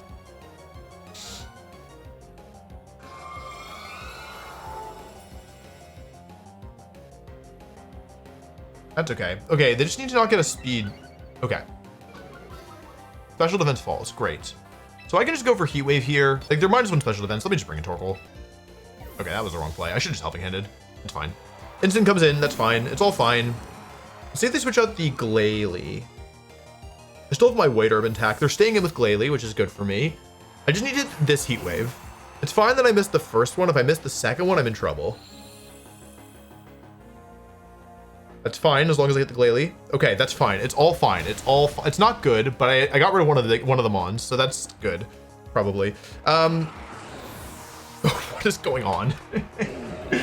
Okay, they have Auroreville up, but only for 3 more turns. Glalie is down. Glalie is the biggest wrench that this team can throw at me because it's the only Pokemon that can really threaten to run away with the game because of Moody. So in the back, they have to have one of Sinistcha, Tauros, or Meowstic. Frostlass is back in. They have Auroreville up. Do you think Pyro gets the kill here into Frostlass? It's probably bulky, right? I actually don't get the kill. not through light screen. So I can do two things here. I could just overheat it. Overheat and switch to Frigg. Like I really need, the way that I lose this is if I let them get Tauros in, right? So I think what I need to do is just be mindful to never, ever, ever let them get Tauros in. This Incineroar does not have a dark move and it does have Protect. So it can use Temper Flare to do double damage if I lower its stats. Do you all know what Temper Flare does? It's like a really niche move. I think it's like, what's it called? Lash Out, but fire type? What's like the Outrage one? Wait, what's the Outrage one called? I'm forgetting the name. There's another new fire move that like nobody ever uses. Anyway, Farigiraf is on the field now. They go for Fake Out, I block it. If I hit this Overheat, then I get Frostlass and I'll probably win the game. Okay, I connect. I really thought I was gonna miss again. Pyro comes out, knocks out Frostlass. Pyro very good into Frostlass and also into a lot of the Pokemon on this team. I just need to make sure I don't accidentally activate the Tauros' Anger Point if it's in the back. Oh, but it's actually Meowstic. So Meowstic is not in good shape here. The Meowstic's only damaging move is Stored Power, and it doesn't have any way of getting any stat boosts. So yeah, they forfeit. Yeah, this game is over. I didn't take any damage, did I? Nice. Okay, well, I think that was pretty good. Pyroar, very good into a team which leads double ice types. I think they need to go with Tauros. I think that's like their best bet at beating me is using Tauros. We're just gonna run it back. I think this is my best mode here. We need to lead with these two to deny the Tauros. Oh, they're worried about Floette. They don't have a fairy resistance. Hold on a second. I do still think I'm supposed to bring Pyroar here though, to be honest. Anyway, we don't want to get ahead of ourselves here. We could definitely have some issues if we are like not careful. The Glalie getting a speed boost would be really, really bad for me on the first turn. And it is only a 1 in 5. I think it's a 1 in 5. Like there's a 20% chance it gets a speed boost. And if it gets a speed boost up, it has Substitute. I can really let it start spamming, yeah, random stat boosts. I expect them to lead with Tauros. No, it's the same lead again. Okay. So I could switch my Incineroar out. I'm wondering if maybe I should stay in because if I stay in with Pyroar, I can cover for the speed boost. I should definitely just Mega Evolve Heat Wave here. Okay, they don't switch. The danger was that they switched out, I think. That could have made things a little bit more awkward. Like if Incineroar switched it on this turn and they got the speed boost, then things become awkward. In a perfect world, I just get the Glalie right here and right now, but I don't know if that's the world we live in. It's all fine as long as Glalie doesn't get a speed boost. Also, they Mega Evolve right away, which means I can now overwrite them with Torkoal. That's something. They're gonna protect Glalie, I think.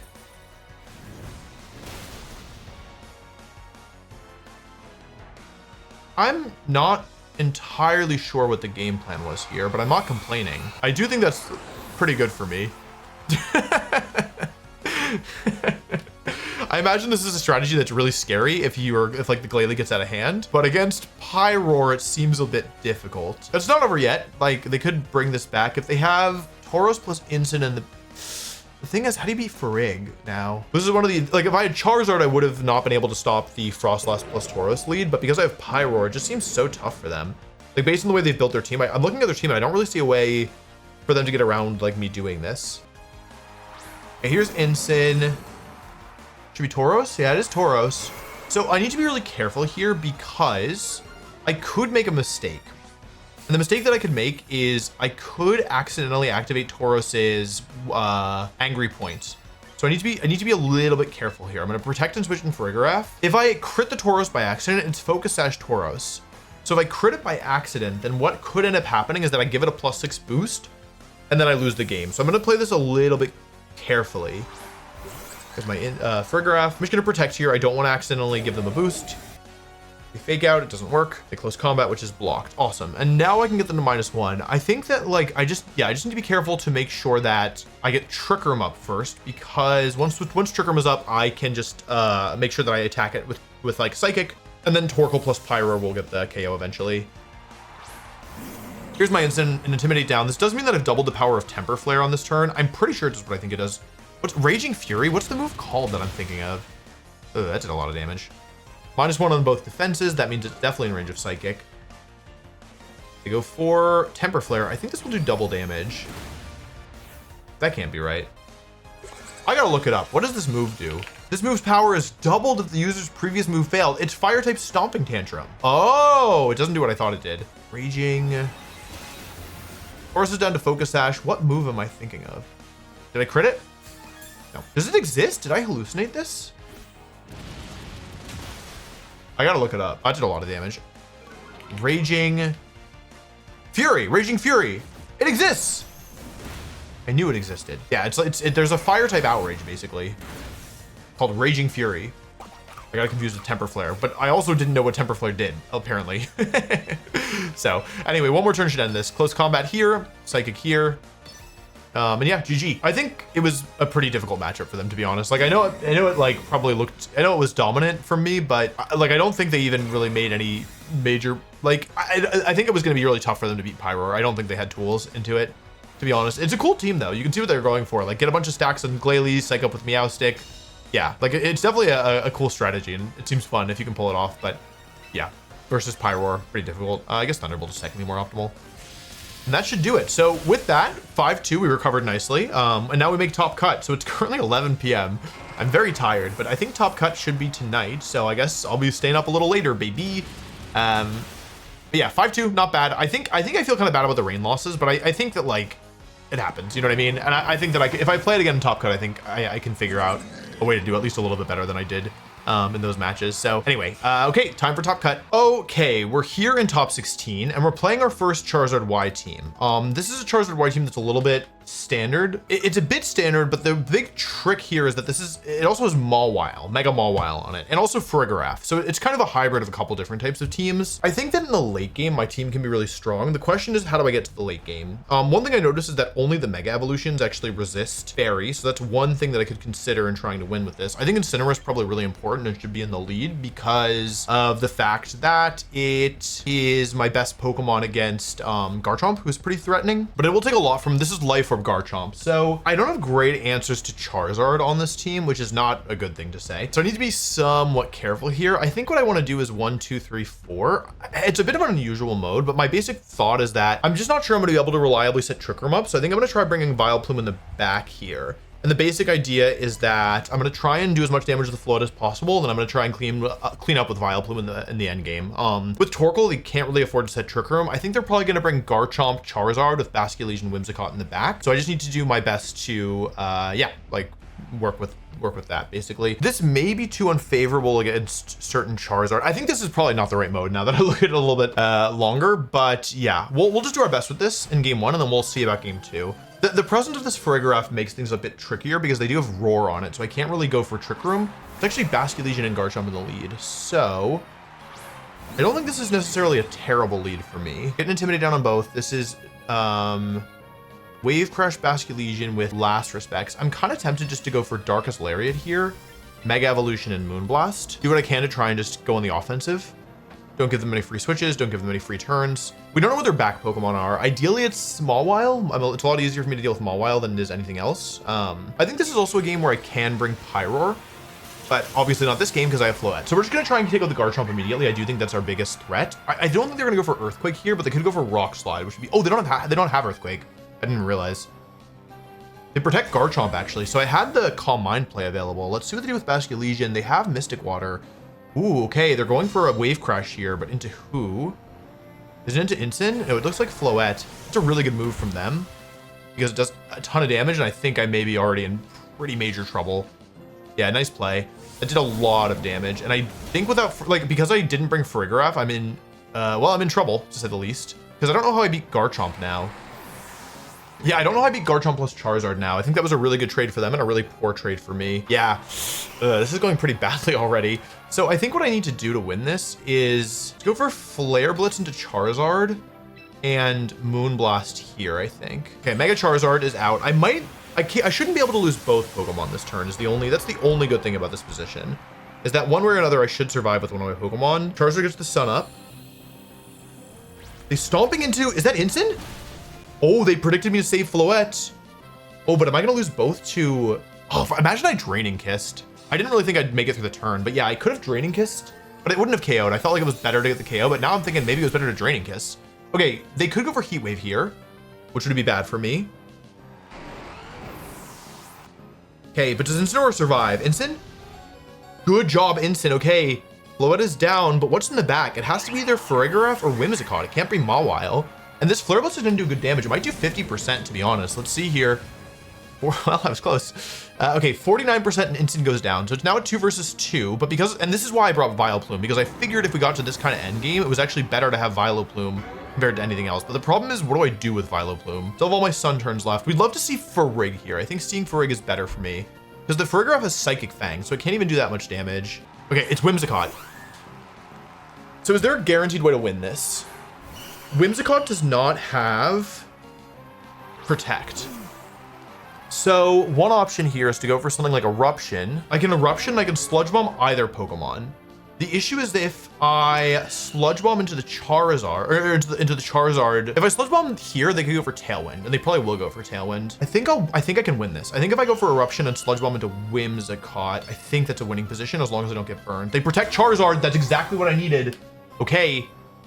They're going for Moonblast most likely. Yep, here's Sludge Bomb into Whimsicott, though, who can't protect itself because its final move is actually Sunny Day. Vileplume, not a Pokemon I've brought very often this tournament, but might be the secret weapon here. Whimsicott hangs on, gets the poison, doesn't matter because I'm also going for Eruption. Now there's no Tailwind active. Moonblast comes out into Vileplume, breaking my Focus Sash. That's okay. Poison's gonna take it out. Well, Eruption's gonna take it out first here, and suddenly we're up 2-against-1 with Vileplume in the back being potentially the unsung hero of this game. Whimsicott's going down, excuse me. And I think Sludge Bomb is going to do minimum 32, maximum 39. So I can go for a Weather Ball here, and they forfeit actually. We win game 1, okay. Because there were many points where I thought that this game was, well, it wasn't going well, is one way of putting it. So that feels pretty good. Okay, I think that in game 2, I actually don't feel like my flow was all that good. But what are we going to do in game 2? Because the issue is that it's really difficult for me to get through Garchomp like quickly, especially with Incineroar, who's just kind of a sitting duck. Like if they do the same lead again, I'm just in a lot of trouble. So how do I, like Pyroar is really strong here, but I have to find a way to get like damaging Garchomp first. Let's just try my default lead because I don't have anything else figured out in time. There's a lot of ways that this cannot work and only a couple ways that it can work. So I think this is probably not great for me. Whimsicott Basculegion. So overall, I would say that this is this good or bad? I mean, it's not good on paper. The nice thing is that this Whimsicott doesn't have Protect, so I can go for Trick Room for sure here, and they can't really do much about it. I actually wonder if this is a position where I'm supposed to bring Torkoal in. No, I don't think I'm supposed to. I'm gonna Fake Out. I'm gonna sack Incineroar, get a little chip damage with Fake Out, break the Focus Sash, because this team doesn't have good answers to Eruption once I get chip damage down. Like the goal, like it does feel pretty bad that I'm just sacrificing Incineroar here to Wave Crash. My thought process is that they have to take the recoil damage, and I break the Focus Sash here. So I have full HP now on my Farigiraf, and actually one of the biggest threats to my team is this Whimsicott. I know it sounds a little silly, as I send Incineroar directly to hell. I know it sounds a little bit silly because, like, yeah, Whimsicott, it's like I have all these fire types, but actually, in practice, late game Tailwind can mess up my Pyroar. And so I feel like breaking the Focus Sash is actually really important here because it gives me the ability to clear Whimsicott at a later point. And they don't really want to switch into Eruption because I think switching into Eruption, especially if I go for Helping Hand Eruption, which I may do here, is really hard for their team. So it puts them in a really awkward spot, basically. So against no bulk Basculegion, my Helping Hand Eruption min roll is 68%, but this is likely a Basculegion with bulk. So the question is, should I go for Helping Hand here? I think I Helping Hand Eruption because I want to make sure that either Whimsicott goes down or if anything switches in, that it just is very sad. Their best move here is probably to go for Protect Basculegion, let it go down, and bring in, or Protect Basculegion, let Whimsicott go down. Okay, they are not switching, which is, I think, the correct move from them. But this now means that I can do what I want to do, I think. Yep, this is the correct play. I can do what I want to do now, which is to position for Pyroar to sweep. My entire game plan in this game is going to come down to whether or not Pyroar can sweep, because they now have to go into one of their 2 fire resistances, and between you and me, I think they're bringing in Garchomp here. I think that the way that this is going to play out is Garchomp comes in next. I'm getting closer and closer to what I actually want and my actual goal of this game, which is to win with Pyroar. I think what I should do here is go for Helping Hand and Eruption, and the reason for it is because while I could Thunderbolt, which will cover Basculegion staying in and will cover if Charizard switches in, and I think it's somewhat likely that Charizard does switch in, what I actually need here is I need to put Garchomp in range of Heat Wave, and I might need to put Garchomp in range of Heat Wave with no Sun active. So I think I'm gonna grip it, hold my breath. Okay, they didn't switch. I need this Eruption to kill the Basculegion. If it doesn't, I think I'm probably gonna lose. Most likely. Here's Eruption. Are they going for Earthquake though? Okay, I got it. Okay, and Garchomp's now very low. So Garchomp is in range of Heat Wave regardless of whether or not Sun is up. That's very important. That is a very, very important metric. You go for, oh, they don't have Earthquake. Right, sorry. I forgot that twice. They normally run Earthquake. Okay, but Torkoal survives even with the Life Orb. And now Garchomp's actually in a lot of danger. And we're in this position, it's all because Mawile. Huh? Well, I might not. I mean, Pyroar's going to win this game if it gets to it, as long as I can connect. I think this all kind of fell apart for them because of the turn 1 KO. They let Torkoal get into position, and it's just really hard for them to stop. They don't live Weather Ball. I don't believe it for a second. I didn't run the calc, and their Garchomp's in range of Psychic. So I think they're in a lot of danger. I think their best game plan here is probably to try and double protect to stall out Trick Room. They just protect Garchomp, and that means if Weather Ball KOs a Smawile, we have a guaranteed win here. Sucker Punch comes out. Armor Tail active. I think perhaps they understand that there's nothing for them to do, no way for them to win. And actually, we spent this whole game setting up for a Pyroar endgame. We didn't even need it. Weather Ball KOs Smawile. And I think just like that, did we bring all 4? I think we brought with all 6 of our Pokemon coming to the battle, actually, funnily enough. Or to the set, I should say. I think we're going to win this. They can try and go for a double break with Garchomp, but we can prevent them from winning even with Rock Slide Baloney, even if they had the HP left without Life Orb. By switching in Pyroar here. Pyroar being the last bastion of offense here, and a much faster speed tier allows us to bring it in at the end and basically cover so that even if we'd gone very unlucky, we would still be able to win. So, wow, that was a really intense set, to be honest. And especially, there were multiple times, especially in game 1, where I thought I was going to lose, but we managed to win. Now we're in top 8. Well, top 8 players of the tournament. That feels pretty good. So we'll have to see. We've now played all 4 weathers. This is a very weather heavy tournament, but yeah, very happy to be advancing. And I feel like that was a really cool set as well. Glad Vileplume got to kind of be the hero in game 1. Okay, I'm here in top 8 and we are playing against the player who we played in round 6, the Rain team that we lost to with the Mega Metagross and the Sneasler. This is the very bulky Pelipper, our Calodon Grimmsnarl. So I expect them to go back to Grimmsnarl Swampert in game 1. I'm thinking about doing Vileplume here. I think Vileplume, Incineroar, Torkoal is one option. I think it might be Vileplume stuff. Let's do Pyroar. Okay, let's try this. Our goal is just to abuse the fact that they don't have any sleep powder immunities, and so we may be able to make things pretty difficult for them. If I can win the Weather War, like this entire game is like, if I win the Weather War, I win the game, but it's just difficult to win the Weather War, okay? It's Swampert plus Grimmsnarl in the lead. So if I'm them, I'm thinking pretty hard about a couple of different things. I'm gonna fake out the Swampert and sleep powder the Grimmsnarl. That seems reasonable. Okay, I wanted to double the Swampert, or this Grimmsnarl to be honest, but I think this is fine too. See, this should be light screen. Okay, that's fine. Vileplume is honestly applying a lot of pressure here. We expect that they have Pelipper plus... Please connect. Nice. We expect them to have Pelipper plus our Calodon in the back, right? They have light screen up. So right now I'm threatening to go for... I'm threatening to Solar Beam and switch, right? That's my biggest threat. If I Solar Beam and switch, they're in big trouble. So I'm gonna Sleep Powder here and Flare Blitz here, I think. This only really loses to Pelipper switching in, which isn't even that bad. Okay, I think they're gonna go our Calodon, which is also why I did this. So our Calodon comes in here and gives me a chance to put it to sleep, which is really good for me. If I hit the Sleep Powder, I'm in very good shape. I do hit another Sleep Powder. That's very good. Grimmsnarl takes its first turn of sleep, but remember, I just need to win the Weather War. I get a Flare Blitz off here. They do not have... That's a lot of damage. They don't have Reflect up right now. Now we'll go for Sludge Bomb into Grimmsnarl and close combat into our Calodon. I feel like getting some chip on this thing is not bad, especially before its defense gets boosted. I think they might switch to Swampert in this slot, but it doesn't help them that much. They actually wake up. Okay, it's annoying, but it's not the end of the world. It is annoying though, for sure. Yeah, it's unfortunate, but I hit both Sleep Powders, so I guess I can't really complain that much, right? Anyway, Grimmsnarl goes down. We are now gonna have to win this game using what we have left. But they are still asleep and they've just taken 1 turn of sleep. So I'm just gonna close combat here, do a little bit of damage. That's actually more than a little bit. I would have done so much if they hadn't gotten the wake up, but that's fine. Incineroar lowers its defense and special defense. They get a defense boost and I activate White Herb. So here, what I'm gonna do is I'm going to Sleep Powder. They're gonna go into Swampert and I'm gonna Sleep Powder it. And I'm gonna Darkest Lariat into your Calodon to keep the pressure on. Oh, they go into Pelipper actually. Okay, interesting. So, okay, what I can do here is I can go for Solar Beam into Pelipper and switch to Torkoal. I have to watch out for Tailwind, which is a little bit spooky, but I basically just need to keep the pressure on and prevent them from switching Pelipper out. I guess Tailwind would be a little bit spooky here, but yeah, they're staying in here. I'm just gonna get some damage down. It won't actually be that much damage, all things considered, because of the fact that it's a light screen up and my Vileplume is timid. Here's Solar Beam. If our Calodon does not get the 1 turn wake on this turn, I think we're gonna be in a position where we can win this game. This is probably gonna be Tailwind, but it could be Weather Ball. This is like not very much, unfortunately, but that's okay. They get another 1 turn wake. And they, oh my God. Okay, it's fine, it's fine, it's fine, it's fine, it's fine. It's not that fine. Okay, it's pretty bad. It's really bad. Okay, it's fine, it's just really bad. Okay, it's fine. Okay, it's fine. They got double 1 turn wake, it happens. It happens to everybody. Who else think it? Leftovers in our Calodon. So how do I make sure I still win? I can still win this. I have 3 Pokemon left, they're all fire type. My opponent has 2 water types left. And I go to Pyroar. So the good news is that Pyroar is very strong here. The bad news is that, okay, does Solar Beam KO Pelipper? This, okay, hang on, we can figure this out. Pelipper only took from Vileplume in Light Screen. It's got a fair bit of special bulk. Let's say it's got like 20 special bulk. That's reasonable. So does Helping Hand Pyroar KO with Solar Beam? Does not. I'm gonna switch out here. It could backfire if they don't switch. They stayed in. Ah, shoot, okay. I could have also ripped Helping Hand Heat Wave. That would have been an acceptable play as well.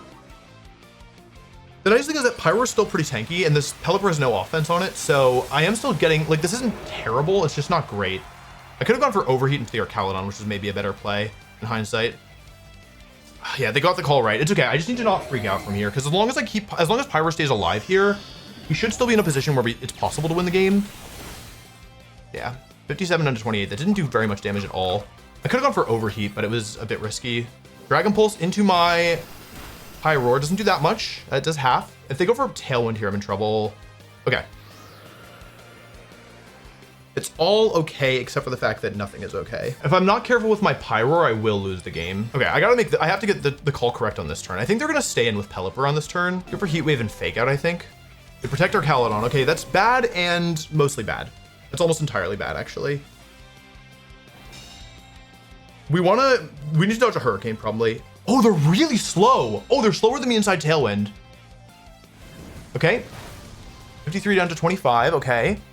We're getting there, slowly. Please, okay, Weather Ball's fine, Weather Ball's fine, Weather Ball's fine, okay. I'm almost dead, which is really bad. Really, really bad.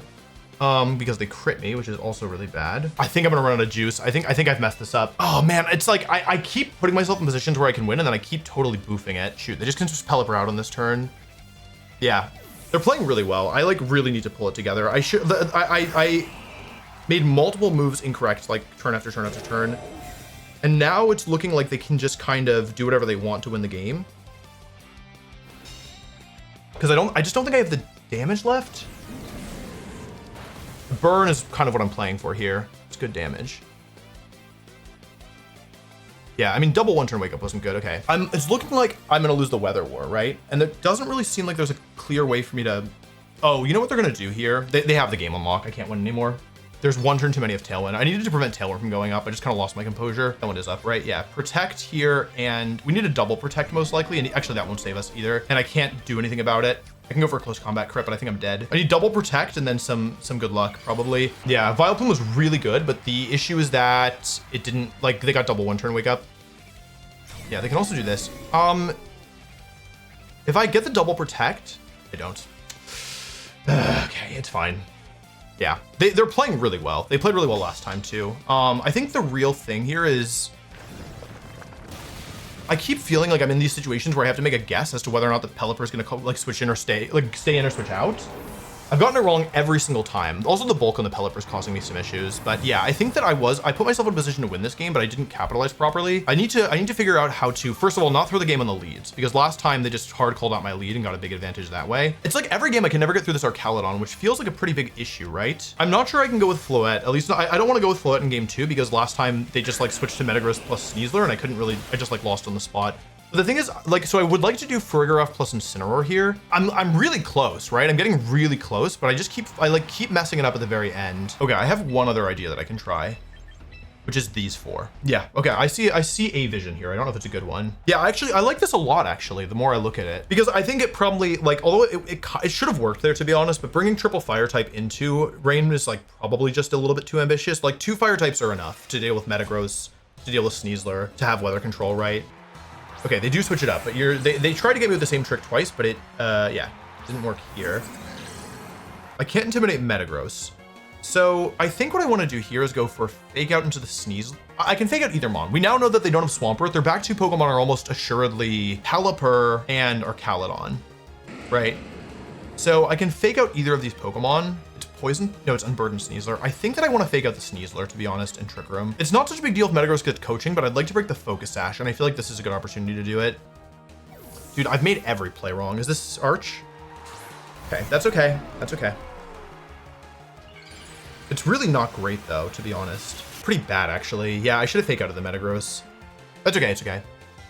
The nice thing about this is that... it's still pretty bad, right? Okay, I crit them. Not really super helpful. The Meteor Mash into Frag. Okay, so I just keep full HP on my Ensign. See if they get the attack boost here. Trick Room goes up. Okay. So our Calydon's going to attack here. If I had Pyroar in the back, this would be better. I'm gonna close combat and Helping Hand here, I think. Just try and get some damage down. Yeah, let's try this. I think Metagross should protect itself on this turn. It is in danger of a Helping Hand turn. Did they get me again? Did they get me again? Oh my god. Okay, no, they just protected both. Okay, that's actually fine. That's actually fine. Because in order to win this game, we need to beat Metagross, but we also need to beat Sneasler. So I'm gonna Flare Blitz and Thunderbolt here. This is Jolly Metagross? Yeah. So it probably doesn't have much bulk. Okay, so I'll Flare Blitz and Thunderbolt. This is really difficult for them to switch into. Okay, I might get Metagross here, which would be a huge deal. 25%, this thing is not bulky. Here's Flare Blitz. And actually what this means is that neither of the Pokemon in the back have Protect. Hold on a second, we're kind of making progress here all of a sudden. Taking some recoil, I'm taking a Dragon Pulse here into Incin, okay. Hang on a second. Neither of the back Pokemon have Protect, so Sneasler will come in here and we'll go for Flare Blitz Thunderbolt. Pelipper comes in, okay, we'll go for Thunderbolt plus switch to, that's a little bit, okay, let me think this through, because these are the turns I've been getting wrong, right? Let's say I just switch to Torkoal right now and go for Thunderbolt. Pelipper switches out to Sneasler, but it loses the Focus Sash.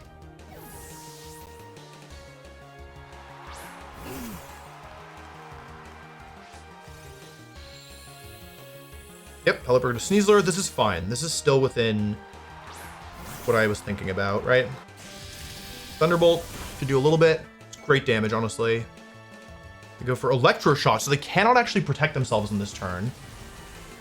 So what I need to be careful of now is the fact that my Farigiraf will live a hit, but this is the last turn of Trick Room, right? So now I want to go for Eruption to get some damage down and Thunderbolt, because this will get me a guaranteed KO regardless. Switch out. They're +1 on the Archaludon, so I do need to be careful. Pelipper's out. But is this good for me?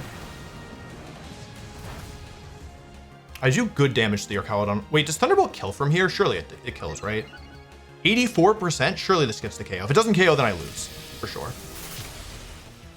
Finally, this Pelipper goes down. Okay, so I'm in a good spot, but it's not like so clear cut, right? +1 Electro Shot. They're gonna. Was this into Torkoal? Oh, it is into Torkoal. Ugh, that's not good for me. Okay, I see it a win. I see it a win. I lose on Dire Claw. things everybody is familiar with. I can win this game, but I can, like, the way that I lose is bad Dire Claw roll. Right, what I need to do here is go for a, doesn't really matter with this slot, Weather Ball and Psychic. This turn they'll KO Torkoal with Close Combat, and they will, yeah, that's fine. They'll KO Torkoal with Close Combat, and they will KO my Farigiraf with Electro Shot, probably. I actually think last time I lived the Electro Shot at +2. So if I live the Electro Shot, then it doesn't come down to a Dire Claw. Didn't this exact thing happen earlier? I might survive, right? +1 we think does 100, so +2 could do less than 155. Okay, if Farigiraf lives here, then we should always win. Yeah, we always win the game. This is a case where if I had Pyroar in back, it would be slightly better. Okay, Farigiraf, if you hold on here, we're gonna win. Please? Not quite, okay. I lose on crit, I lose on Dire Claw, baloney. So that's what the game is coming down to here. It's, oh, they might be able to win regardless, actually. Oh, they can actually just take out my Incin here. They're at +2. No, they need Dire Claw baloney. It's Dire Claw baloney or bust for them, I think, because I'll Calm Mind if they go for KO Incineroar here. So I Fake Out and I Mega Evolve and I Moonblast. Sneasler cannot protect itself. It does not have Protect. So yeah, if I had Pyroar, this would be different, but I don't have Pyroar, so it's fine. I would have been able to play to a win condition where it was Heat Wave. So yeah, it's basically Dire Claw needs to, they need to Dire Claw, get lucky here basically, or else I'm going to win. Okay, here we go. Wet. Yep, they need to get Dire Claw. It's Dire Claw or bust for them.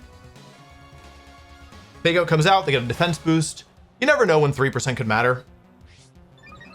But this is basically it. Minus when Sneasler goes for Close Combat, they're not risking the Dire Claw here. But they're only +2 on Archaludon. And even with a max roll from Max Special Attack, Modest Archaludon, they are +2, right? I didn't lose count of it. Yeah, they're +2, unless I've totally lost my marbles. And +2 Flash Cannon will KO Floette. So they calculate probably that they'll win this game, except that I can Calm Mind. They're +2?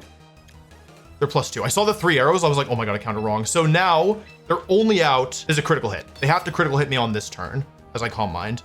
With Calm Mind, I will guaranteed survive Flash Cannon. There's no possible way for them to get the KO except for the critical hit, the 1 in 24 chance. Floette tanking itself. Flash Cannon comes out. They need to crit on this move. Does it happen? Floette tanks it, and now I'm +1 special attack. And at +1 special attack, with all the chip damage that I did earlier, by that I mean the 10%, Moonblast should always KO. Even if they're extremely bulky. Oh, it's actually effectively guaranteed with Modest Nature. Yeah, okay. Moonblast, unless I've done something wrong. They'll protect on this turn, yeah. I could have Calm Minded for a swag, but I think that would have been really foolish. Really foolish. Rain stops, Leftovers activates. All right, 96%.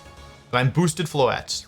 It should be guaranteed. I'm going to go for Moonblast. This is it. Floette against max HP, max special defense. The min roll is 91. I don't think they're max. Moonblast comes out. We finally take a game. Okay, we're going to game 3. All right.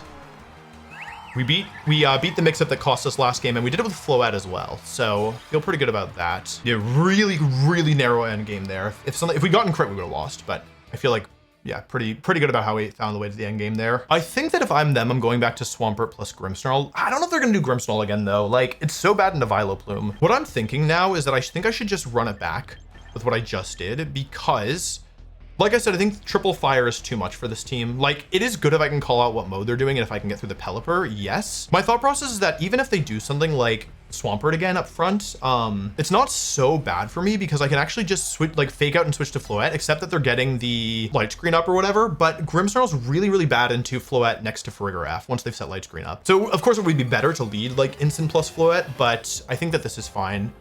Metagross Sneasler again, okay. Metagross Sneasler is the lead. So this is scary for me. I'm going for Trick Room here, for sure. The question is, who do I fake out? Last time I fake outed Sneasler, it just switched out. It's obvious that they want to switch out Sneasler, and it's also obvious I want to break the Focus Sash. If I go into Metagross here, it's actually not that easy for them to punish, I think. But I would really like to break the Focus Sash, to be honest. Sit Metagross this time. Okay, this time I make the right call. Calodon comes out. I have Helping Hand Close Combat. How much do you think that does? It can do a lot, actually. It can do upwards of 99%. So here's what I'm thinking. Here's what I'm thinking right now. I think that they have double Power Stomping Tantrum. They have double Power Stomping Tantrum, sorry. I think they want to use it. I think they want to go for double Power Stomping Tantrum. And ultimately, my goal is to win this game with Floette. And so the biggest threat is actually this Metagross. So I think Helping Hand Darkest Lariat is actually a very reasonable play here. They're probably going to protect Metagross, but this is the only turn where they have double Power Stomping Tantrum. And if they get the call correct, like they could switch our Calodon to Pelipper here, which punishes both. Oh, well, they didn't switch. Okay, here we go. Time for a little gambling. Okay, well, I didn't make the wrong play. They could protect both, but it just didn't work out so well for them last game. Okay, Darkest Lariat, this should KO. Metagross is down. That is one of the single biggest threats to my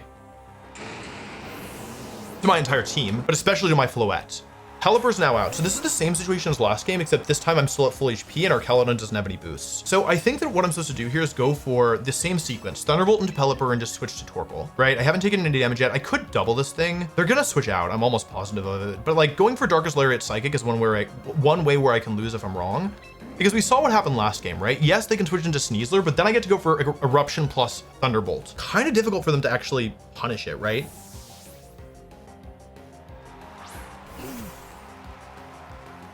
They switch out. Okay, we break the Focus Sash on the Sneasler, though. This is the same situation as last game, except I have more health on Farig, which is a big deal, because last time Farigiraf was not able to set a second Trick Room. This time it may be able to. No para. They go for Electro Shot. So they're now, okay, so they're locked into Electro Shot here. They cannot switch out. And so I'm able to go for Eruption and Thunderbolt and win the Weather War. And also, I think I have more Trick Room turns left this. Yes, okay, I have more Trick Room turns, so I'm able to go for Thunderbolt here and Eruption. I'm almost wondering if Weather Ball is better here.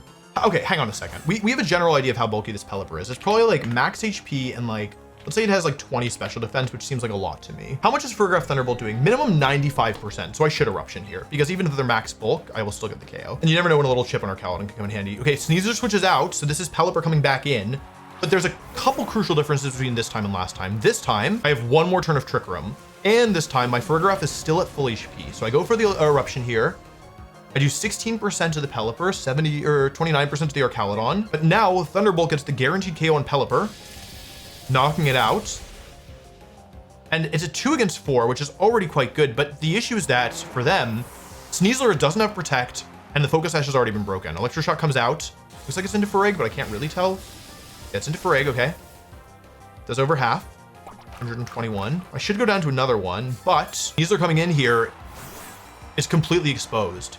Yeah, last time they went for Protect with both Pokemon on the second turn. This time, they let me get the KO on Metagross. And so I can switch to Incineroar, understanding that Floette is my most important Pokemon because Helping Hand Moonblast will KO. I do not need to Calm Mind.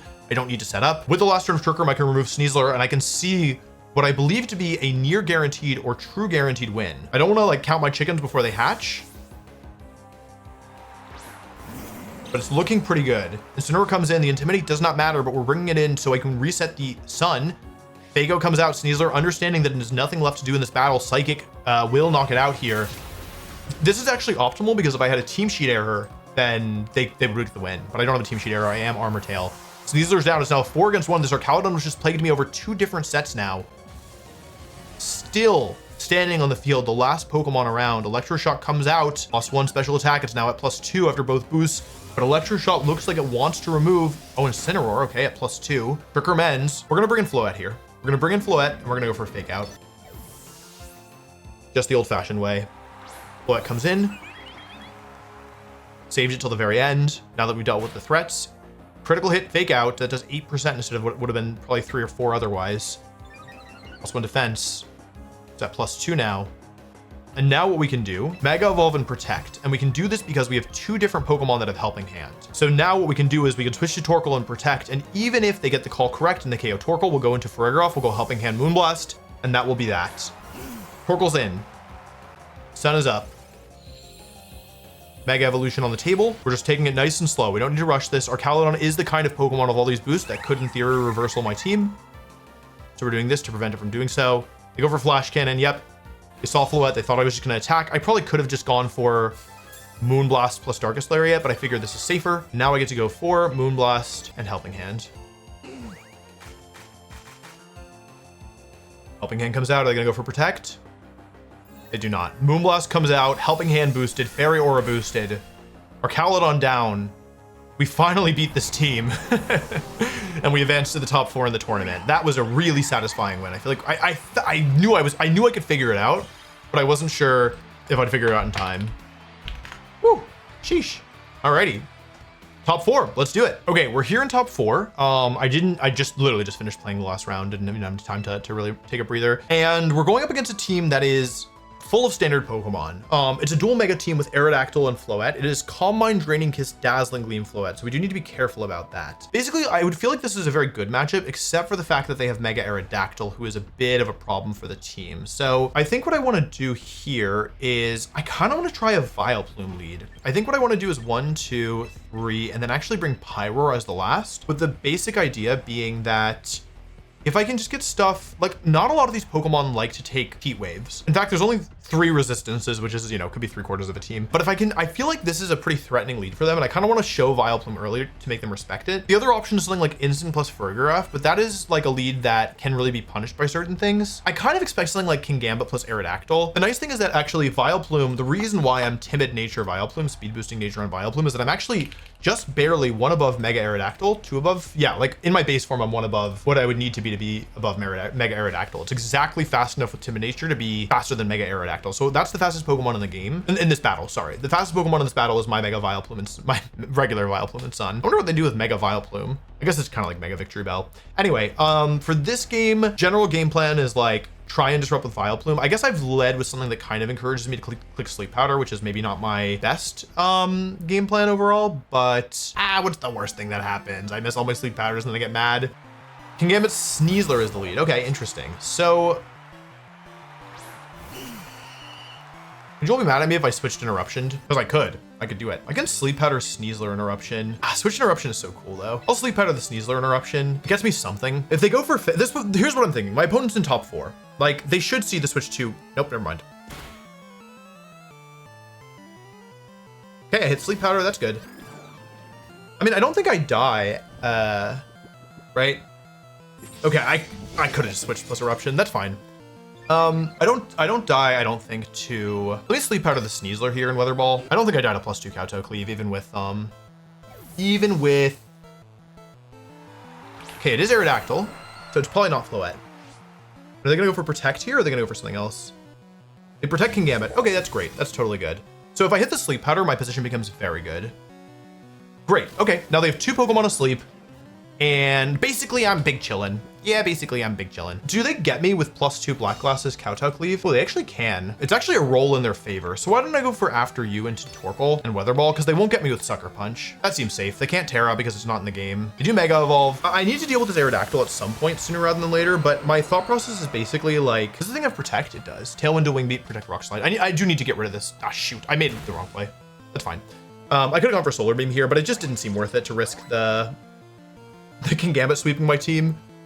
Here's Weather Ball. So they have Sleeping Sneasler. Aerodactyl just took its first turn of sleep. How much do you think Aerodactyl takes from, I guess it depends how bulky it is. If it's frail, then Vileplume will actually do 61% to Mega Aerodactyl. I think my goal here is just, it's Garchomp the Teeny who comes in. Okay, here's the plan. I'm gonna Solar Beam the Aerodactyl here. I'm just gonna hard switch into Farigiraf. I need to save Torkoal. I need Sun to go up later. I have my Citrus Berry now. I need damage on this Aerodactyl for sure. To protect Garchomp, great. Great. That's awesome. Solar Beam into Aerodactyl is good here. If I had Incineroar as my last, I think this would be enough to win the game, but I don't have Incineroar. I have Pyroar. So it's actually like kind of spooky. If they get the 1-turn Wake Up and they hit the... my crit. Okay, I just need a little bit more damage. Please stay asleep. Okay, that's really good. Okay, so... oh, the sun is ending. I can Solar Beam the Aerodactyl and Trick Room, and the sun will end. Okay, I got the Aerodactyl. That means that I should be in good shape regardless. If I get the Trick Room up... if I get the Trick Room up, then... I can win the game with, like, Psychicking the Sneasler. Oh, they go for Earthquake. Perfect. Okay, cool. Although there is one slight flaw in my beautiful plan, right? Which is that... okay, so setting Trick Room is good, right? Because now Sneasler comes in, I Psychic it, it's dead. It hasn't taken a sleep turn yet. Vileplume was really good here, my god. And they forfeit. Okay, great. It was actually, like, not 100% over because I set Trick Room up and, like, I could have maybe gotten unlucky and lost. But anyway, it was fine. So how are they going to deal with Vileplume? They don't really have many super obvious answers. Their best answer is this Aerodactyl. If I'm them, I'm thinking, like, Aerodactyl in the lead, right? And Aerodactyl is kind of the biggest threat. So I think in game 2, what I want to do, Incin, Farig, Torkoal, Pyroar. They don't have Wide Guard and Aerodactyl, which is good for me. Like, I think they have to lead Aerodactyl in something, right? Aerodactyl Garchomp or Aerodactyl Sneasler. Like, they want to threaten Torkoal immediately. And I think that if they lead badly into my Incin Farigiraf lead, they can find themselves in a lot of trouble. I need to watch out for Garchomp, that's true. It's Earthquake, Rock Slide, Dragon Claw, and Protect. Actually, you know, if I predict the Aerodactyl plus Garchomp lead, I don't actually know if I've led correctly to handle it, but I just need to get enough damage down where Helping Hand Eruption kills everything, so maybe it's okay. That's not what I expected. Hello.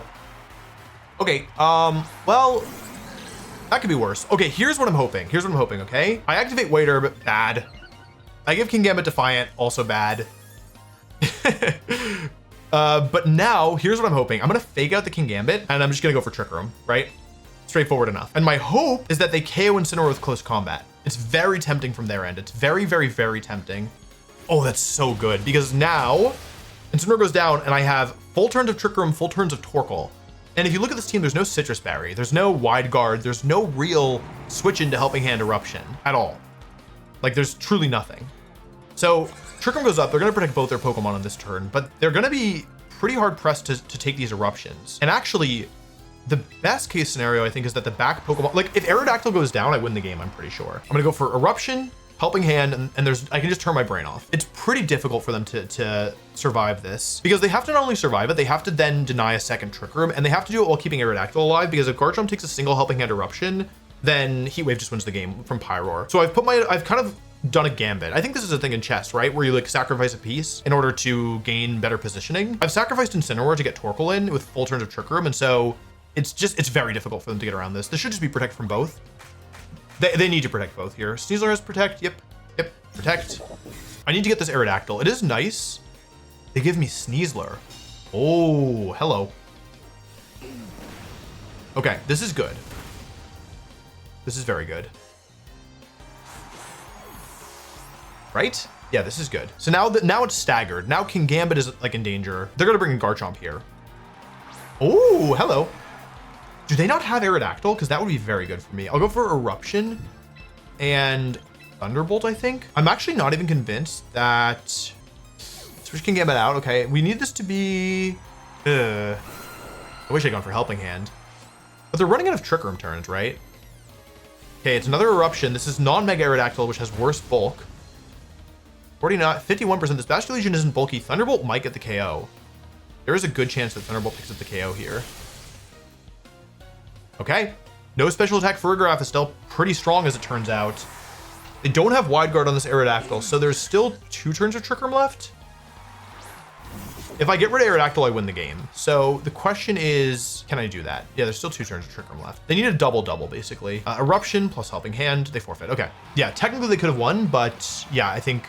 I think that it made sense. They needed a lot of luck to win there. We're in the finals. We're in the finals with Pyroar and friends. So I feel pretty good about that, especially after the last set. It's nice to get a quick win. And I think I'm learning how to better use Vileplume as well. Yeah, Vileplume, real MVP in that game one. It helped when it hit all its sleep powders, but I mean, I'm not complaining, right? So anyway, 1 match left, win or lose. It's 12:30 in the morning. I'm very tired. Oh God, it's a team that's quite familiar to me. It's a standard Sun team. It's a standard Sun team with Aerodactyl, Charizard, Aerodactyl Mega, Charizard Mega, Farigiraf, Kingambit, Sylvia, and Garchomp. So looks a little bit spooky to say the least. I think I'm gonna do the same thing that I just did. I think I'm gonna run it back with Vileplume. Let me take a look, have fun. I think Vileplume is actually pretty good into this. Like basically they can't, they can bring both Megas, right? Because they could just do non-Mega Aerodactyl. I think I wanna do 1, 2, nope, 3. If I get rid of Aerodactyl, or if they don't bring Aerodactyl, I can sweep the game with Pyroar. They've already locked in. They know what they're bringing. I don't think Floette should ever come to this. Not against Sash Kingambit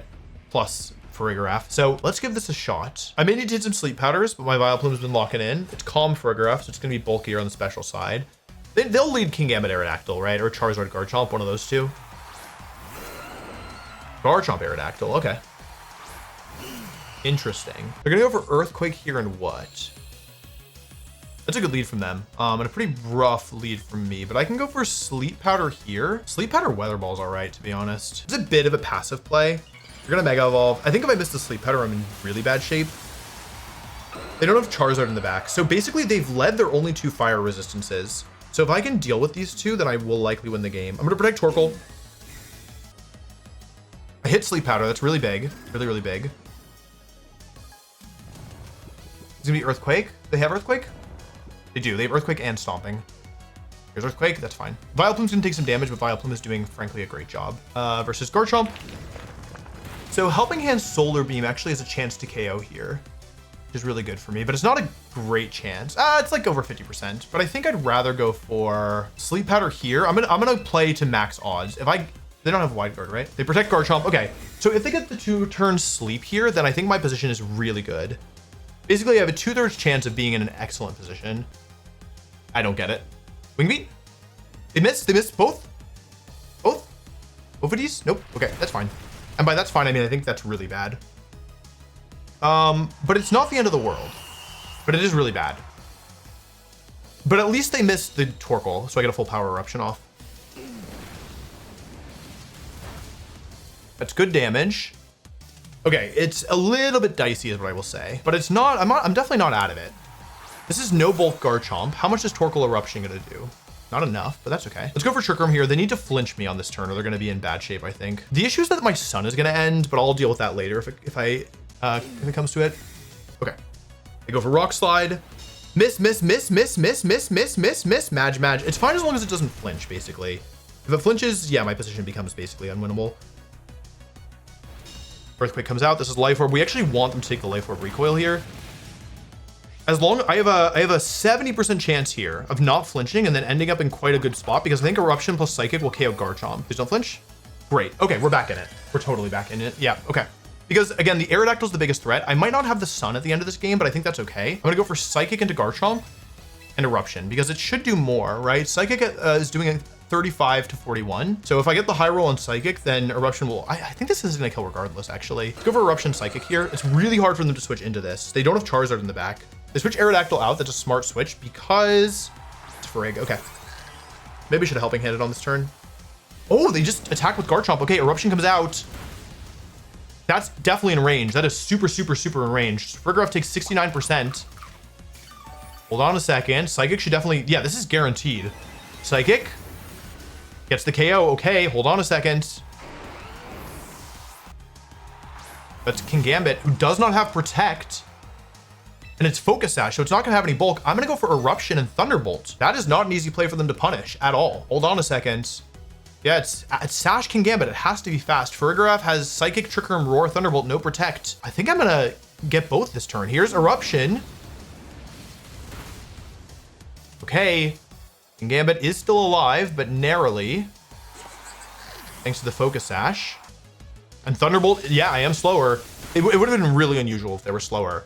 And now, there's only Aerodactyl, but Trick Room is still up. Sun ends, that's fine. Should have solved, and they forfeit, and we win game one, okay. We are one game away of winning this entire tournament. But how are we gonna get there is the question. I think, like, they will bring Aerodactyl again, right? They won't bring Charizard. Or, like, they shouldn't bring Charizard, at least, I think. Because, like, well, maybe, though. Like, you know, you could just have Charizard. I'm thinking, like, can we do Instant plus Farig in the lead? Is that acceptable? It's the thing about Instant Farig is that if they lead Gambit, which they could, if they lead Gambit and they have Farig in the back, it's an instant loss. Are you gonna lead Gambit into Vileplume Torkoal though? I'm up a game. Is it worth gambling with it? I really don't want to bet on Sleep Powder again. Let's try it.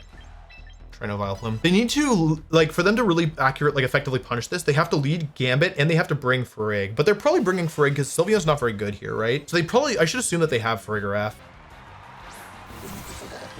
Well, that's not good. It's not even a little bit good. Okay. That's a disaster. Shoot. I messed up. Thunderbolt here and hope for a misplay, I think. Thunderbolt close combat. There's some upsides to this. Yeah. Okay. Oh, I lived. Okay. Oh, okay. I think they're going for Roar. I think they're roaring me to deny the Trick Room. But the thing is that having Farigiraf on the field for them is only like so-so, right? It's not so good. Are they roaring me? I think they're going to. I'm glad I close combat and didn't click Flare Blitz. Okay, we got rid of the Kingambit. Guaranteed. Are they going for Thunderbolt? I think they're Roar or Trick Room, so it's got to be Roar, right? They're going to deny Trick Room here. I do live the low kick. I didn't know if I lived that. I have no bulk on this thing. Okay, it is Roar, so they're denying Trick Room like that, which is okay. The thing is that Aerodactyl is going to prove to be a problem, right? That's Torkoal coming in. That's unfortunate. Okay. It's not good for me, right? Oh, but I have an idea. What if Garchomp comes in? That's Aerodactyl. Okay. So, what do I do here? I should Protect, probably. I want to preserve the Intimidate.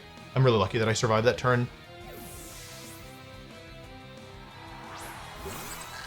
The thing is, once they Mega Evolve, I do get access to my berry again. Is the Mega Evolution. Yeah, the flinch is really what worries me here, the flinch chance. Because with Rock Slide, there can always be things that go wrong. Anyway, Protect Torkoal. This is probably a double up into Torkoal. That's what I would guess, at least. Dual Wing Beat, actually, into the Protect. That's very good for me. And they Psychic into the Protect as well. They really wanted it gone. Okay. So let's just keep playing this slow. Let's sack off Torkoal here. Or sack off Incineroar and go for Thunderbolt and Pterodactyl. The nice thing is if we hit this Thunderbolt, then they hit both. That means there's a flinch chance. They also crit Farigiraf. That's really bad. Oh, that's really bad. Okay, it's fine. Okay, it's fine as long as I hit the Thunderbolt. If I hit the Thunderbolt, it's fine. Dude, come on. Oh my god. Okay, it's fine. It's fine. This is just like any IC. Okay, Pyroar. Give me Pyroar. Okay, good. Good. Sun is almost over. I gotta go into Farig here. They really don't want Trick Room to be up, but I don't really mind. I want to get rid of this Aerodactyl on this turn. So I'm going to double attack here. Because of the Intimidate, I am not in range of Rock Slide. It basically just comes down to whether or not they can flinch me a billion times. And so far, they're doing a pretty good job. They got the crit flinch on the first one. If they miss a Rock Slide, my position becomes a lot better. They hit both. It doesn't even two-shot, which is excellent. You can see it's doing very little to Farig. Pyroar, I need you to connect here, buddy. This is ridiculous. Okay, it's all still okay. It's all still okay. It's all fine. I have to use my trump card, I think. Does it even work, though? I'm actually in pretty terrible shape now. Pyroar versus Mega Aerodactyl. In the sun, I actually don't do enough damage. Okay, then I don't actually have a trump card, as it turns out. I need to hit a Heat Wave. This sucks.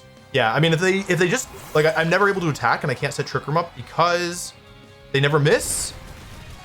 I survive, okay. Did they crit Ferg again?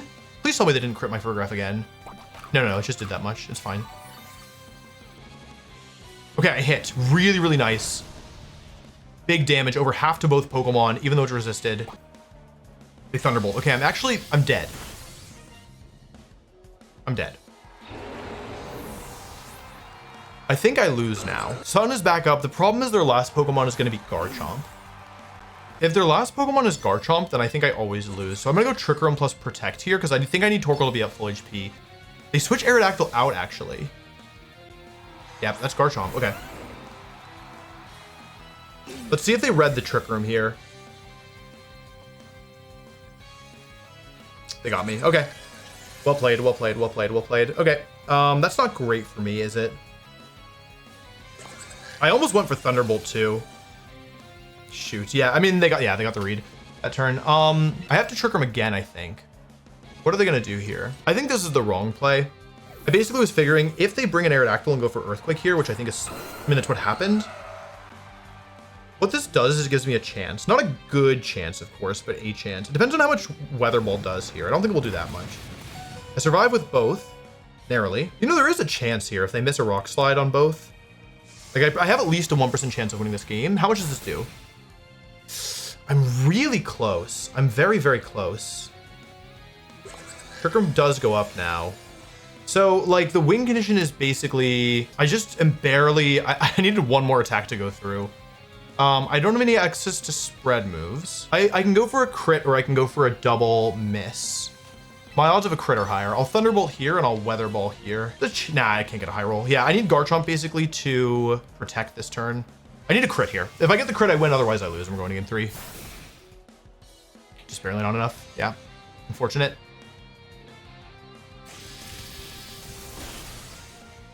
Okay, Aerodactyl's down, but it's more than done its job. Okay, that was a frustrating game, but there's no need to tilt. We have a way of outspeeding Aerodactyl. We have a good way of outspeeding Aerodactyl, in fact. The issue is that if I do Vileplume, I feel like I'm kind of at the mercy of Sleep Powder, which I really don't like to... Like, that's not a place I want to be. I think they're going to bring Farigiraf again, right? It seems almost like assured. I think they're going to bring Farigiraf, and I think they're going to lead Farigiraf, because I think their takeaway from the first game, I think, is that if Trick Room goes up, they lose to Torkoal, and I think that's a reasonable takeaway. Like, there are things they can do to get around it, but it's not super easy for them because they don't have any protects. So I think they're going to lead Farigiraf, bring Farigiraf, lead Farigiraf. Seems like a reasonable decision to make, right? How do I make it so that leading Garchomp plus Air... How do I beat both Garchomp Arrow Lead and Farigiraf Arrow Lead? Farigiraf Torkoal, I guess, or Farigiraf whatever. And is the answer just like, is this just a Rock Slide versus Sleep Powder battle? Because I don't love that, to be honest. They're locked in. Okay, I think I'm running back game 1. And let's just keep in mind that all I have to do to win is get rid of the Aerodactyl, which is easier said than done, of course. Anyway, regardless, I'm proud of this run. But yeah, let's see if we can bring it home, bring it across the finish line. I think this is fine even if they switch to Charizard, which is a mix-up they could do. They got me again with the leads. Okay, that's fine. I'm going to Sleep Powder the Aerodactyl and I'm going to Protect. I'm going to say, God, I hope this works. If I miss, I lose, right? And that's just that. The Mega Evolve. Protect. Vileplume, you got me? Drew Carry. Tailwind, okay. I'm trying very hard not to get frustrated, but I think it's going to be really difficult to win now. Vileplume's basically dead now. Okay. So can I still win this? It's looking kind of impossible, right? After that turn 1, but that's what I get for using Sleep Powder. Go for Solar Beam this time and switch to Farig. I have to sack off Vileplume, and I guess I just need some good fortune with Farig here. They miss Rock Slide into Farig. That's good. Since Vileplume was dying anyway. Yeah, Vileplume takes 1 for the team, goes down here. It's not over. It's actually not over. They go for Earthquake. It just sucks that I haven't done any damage. That's a big difference between this game and last game. Do I even live Dual Wing Beat plus Earthquake from here? I might not, but I think I have to go for it, right? I think I have to protect Trick Room here. They always should go for Earthquake. Okay, here we go. We didn't miss a Dual Wing Beat here, probably. Okay. Do we live an Earthquake? We may live an Earthquake from here. I kind of want to believe that we do. I think we're going to live it. Farigiraf, you're the GOAT. Please? Some cheeky Earthquake survives. You got me? Nobody else got me? Farigiraf got me? I got crit! Oh my god. Okay. Well, folks, sorry. Sorry. Yeah. The thing is, I could have played better, right? So I have nobody to blame but myself. It's genuinely not winnable anymore. Unfortunately, yeah. Rock slide, flinch, rock slide, flinch, rock slide, flinch, sleep powder, miss, critical hit. I think I could have done it is the messed up thing. Like, I think I was closer than it looks. And I just didn't get to play the game, unfortunately. Yeah. The thing is, though, that like my team just didn't like, or Aerodactyl is a weakness of this team, and I knew it was a weakness, right? Aerodactyl and Garchomp specifically, right? And I like let myself, I just didn't get any of the leads right, and yeah, I gambled on sleep powder, so like I really think that ultimately I did get unlucky, but I think that it was kind of my fault, to be honest.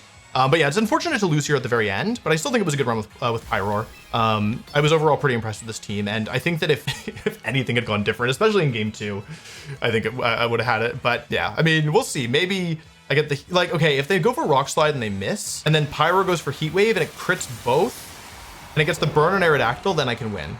They have to make a misplay. They have to go for Rock Slide in this turn. And then Heat Wave crits the Garchomp. And crits both. If I crit the Garchomp, yeah, okay, that's gonna be it. Unfortunate, very unfortunate. I was so close. Yeah, it's okay. Good job, Pyroar. Wasn't your fault. Yeah. Anyway, thanks for watching. I'll do a proper outro. We're gonna cut to the outro though. But yeah, second place for Pyroar. That's it for Pyroar. Okay, outro time. In the end, a final placement of second, I think, is not too bad, not too shabby. Overall, I would say that Pyroar felt strong, but I think that the team as a whole felt quite cohesive. It felt like in a lot of games, I didn't even need Pyroar to win. I'd already won with like some combination of Incineroar, Farigiraf, and Torkoal. That being said, I do think it's a Mega Evolution that is a lot stronger than people are giving it credit for, so I'm glad to have had some experience with it. If you enjoyed this video, you should check out the most recent video I did using a new Mega Evolution, where I entered a tournament with Mega Raichu Y.